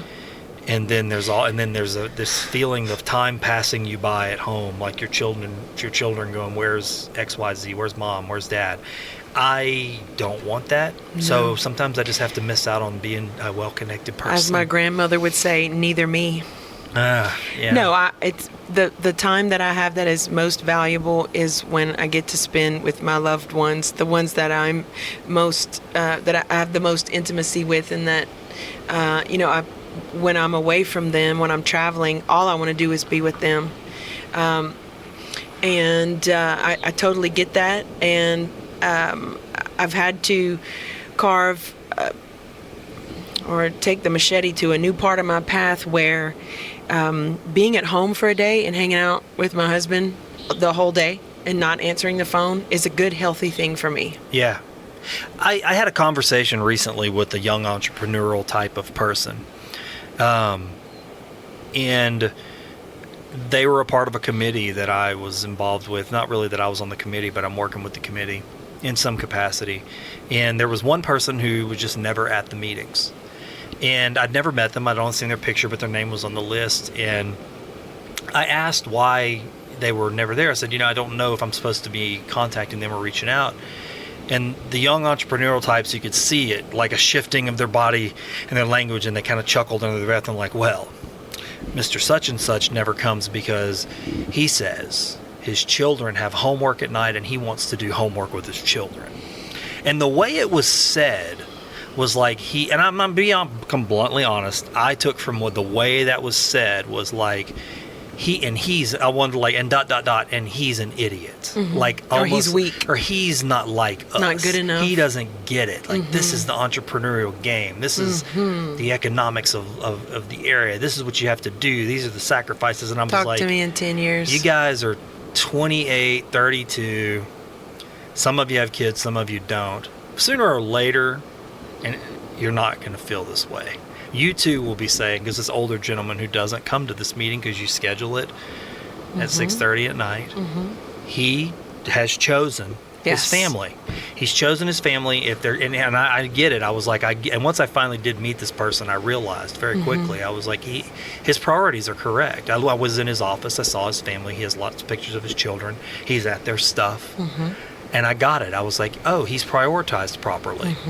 His children matter. He knows that if he's at this meeting that he doesn't really need to be at because 80% of it's probably just a waste. A meeting about a meeting. And he's telling them, hey, give me the 20% or 10% that I'm actually engaged with. I'll do my part. Right. I'll be efficient, and I'm going to give the rest of my time to my job and then my family. I just kind of had to chuckle internally at all the little naysayers, like he was just this old, bird-brained fool. And I was like, man, I hope I'm a bird-brained fool when I'm that age too. And they can just go, how come Warren never comes? It's like, well, because I'm at home making a cardboard and soda bottle rocket ship with my son with a hot glue gun, trying to figure out how we're going to make this thing fly, and that's okay. Absolutely, it's okay.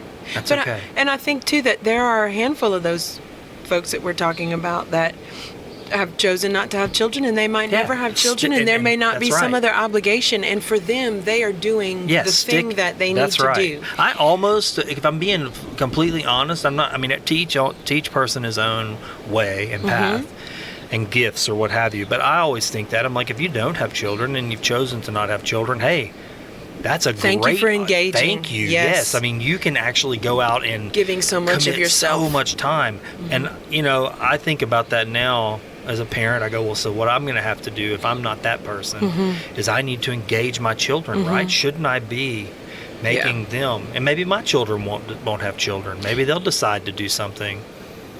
Well, so I've made a choice to any board service that I do, like Coalition Restore Coastal Louisiana, Community Foundation of Southwest Louisiana, United Way, whatever. I think I'm on 8 boards. It's ridiculous. Every so often I have to clean out and resign from some and look at what I'm really spending my time doing with board service.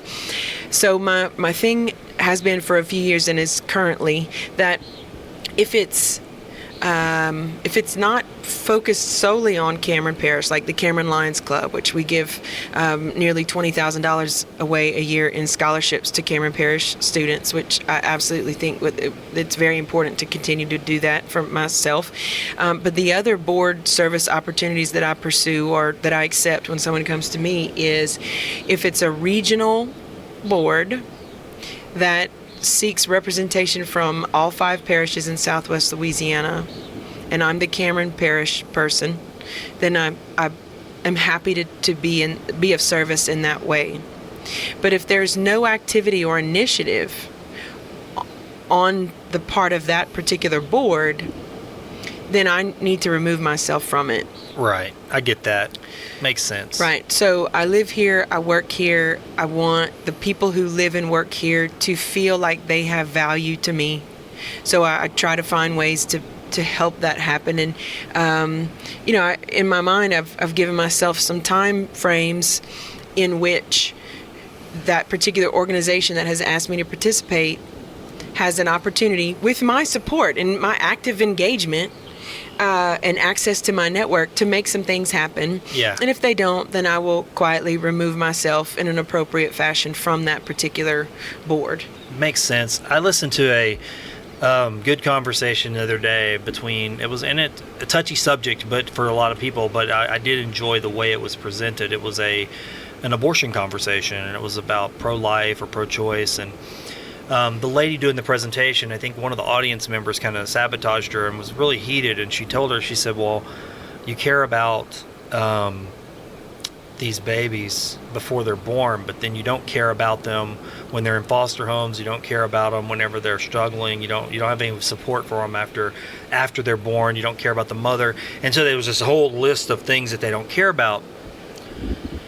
And the lady said, well, she said, I got to put some perspective on this. She said, are you angry with the American Heart Association for not taking care of diabetes? And I was like, that's a good way. That's honestly kind of where I was feeling as that person was attacking her. I said, yeah, I get this. I mean, you choose your thing. So she said, we are fighting for this. Doesn't mean we don't care about those things. There are entities for that too. But if we start doing this, and this, then we can't do this the best we can. Mm-hmm. And I mean, I'm not trying to make this. I have to remind myself of that occasionally. Is my scattershot approach to try to do everything. And I know this is a little crude, but my husband and I have this saying, you don't have to be Captain Save-A-Ho.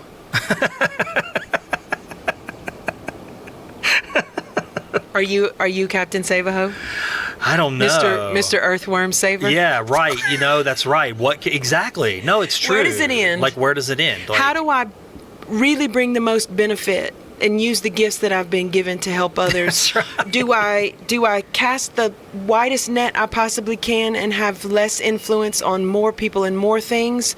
Or do I resist what is in my nature to bring my focus closer to the edges of my focus closer? And you want to wrap your arms around Absolutely. it. You can still want to, but that's right. I bring it up all the time on the show, and it's that the whole idea of the bodhisattva, and that's always appealed to me. And I know it's unpopular in a predominantly Christian, when you take a predominantly traditional Christian worldview, but the idea of having your heart continue to grow. Yes. And then living a life and going, okay, in this life, I finally discovered my heart and my compassion and my love, and I attained just that.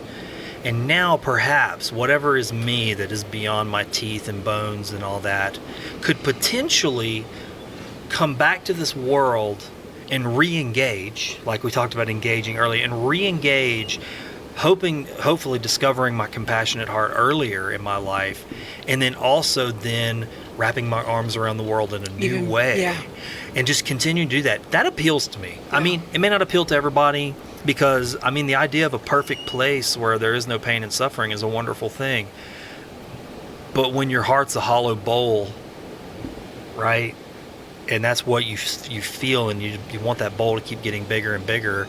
I don't know, there's something appealing about that to me in this life, at least in this body, in this brain, with my history at this time. That appeals to me. It appeals to something in my heart that you could possibly potentially continue to love people and help people ongoing, just like those waves keep rolling on the beach. Yep. There's something amazing about that. The weirdest time that I've ever been out here happened fairly recently. There was almost no wind. I came to the beach to run to my spot, which is to the west of here that I frequent most. And I took pictures of it because I had never seen the Gulf so calm. It was just smooth. Yeah. But that's rare, almost right? Very rare. Almost no waves, almost no wind, almost no sound. It was so little wave sound and wind sound that there's a little platform to the west of here that's pretty close to the coast, and I stood on the shoreline. Yep. Okay. I stood on the shoreline and videotaped. I counted how many seconds it was going off every 15 seconds or 30 seconds, and I counted so that I could start recording before it record. It's deceptive. It's much farther off of the coast than it appears. It's not the 3 miles like these platforms we see out here, but it was so loud. It was amazing to me that the sound pollution was so low from the, not that the waves and the wonderful wind is sound pollution. I don't mean it that way, but the interference from that horn is typically so much that you don't really, it's sort of a background noise, but there was so little waves and so little wind that it was just blaring, and I wanted to videotape it because I was like, nobody's gonna believe me that it's this loud. And it was I played it back for my mom. She was like, really? That's how loud it is? Wow. It's like, yeah, just like a without the wind, without the sound of the, it was like one of the horns on the ferries on the way to Galveston, that really, kind of shaking your chest volume. But yeah, I'm always glad to share my favorite place with people who don't come often or who've never come. Yeah. And I hope that the people who listen to this will come and just see what it's like. Some of them might think it's not beautiful. Some of them will. But for me, it's I was born to be here, I think. And so many of us are who live in Cameron Parish, I think, so connected to the land, even that provoked an angry giant can't force us out. We just keep coming back. And a lot of us didn't. Yeah. And some of us had to make hard decisions. It's so rare that I ever meet somebody who moved away from our parish who said, oh, I'm so glad I left. I don't ever want to go back. They exist. But overwhelmingly, it's what I hear is, oh God, I miss it so much. I wish I could go back. Wow. So that gives me hope, that there's a fondness and a special place, that nothing like home sort of thing. Or, I'm just glad that there are people who love it as much as I do, and that makes me feel good. When I'm not here anymore, I hope that what people remember about me was that I was kind and compassionate and proud, not in a sinful way, but proud that there were people who cared for this place and who loved it, and I would be considered one of them. I would like that. I don't think you could ask for anything more. That's actually pretty wonderful. I hope people listen to this today, this conversation we had, and that they come here and they can feel, and I hope that they listen to it and that your words have put a perspective to consider.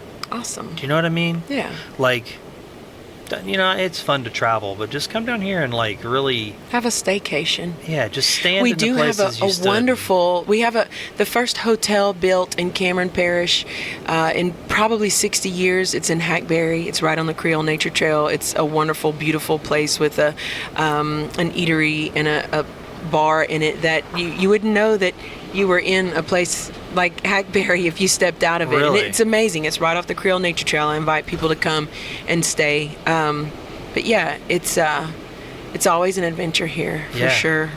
You know, it's funny because we were out here all alone, and now we're starting to see a lot of people show up. Yeah, the weekends there are a lot more people. Friday, Saturday, Sunday, it's a lot more people. It would have been much more unnatural noise.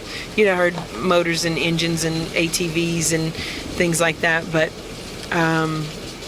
usually during the week there's not that many people out here. Yeah. So if you can take a weekday off and come here, that's when it's perfection. I consider myself blessed to have had the luxury to do this. Awesome. I'm glad you had this idea. I love you just as well. Thanks for listening to this episode of Find the Good News. If you would like to advertise on this show or sponsor an episode, just visit findthegood.news. Send me a message and we'll see about getting your business, organization, service, product, or event on the show. I deeply thank each of you again for supporting this podcast.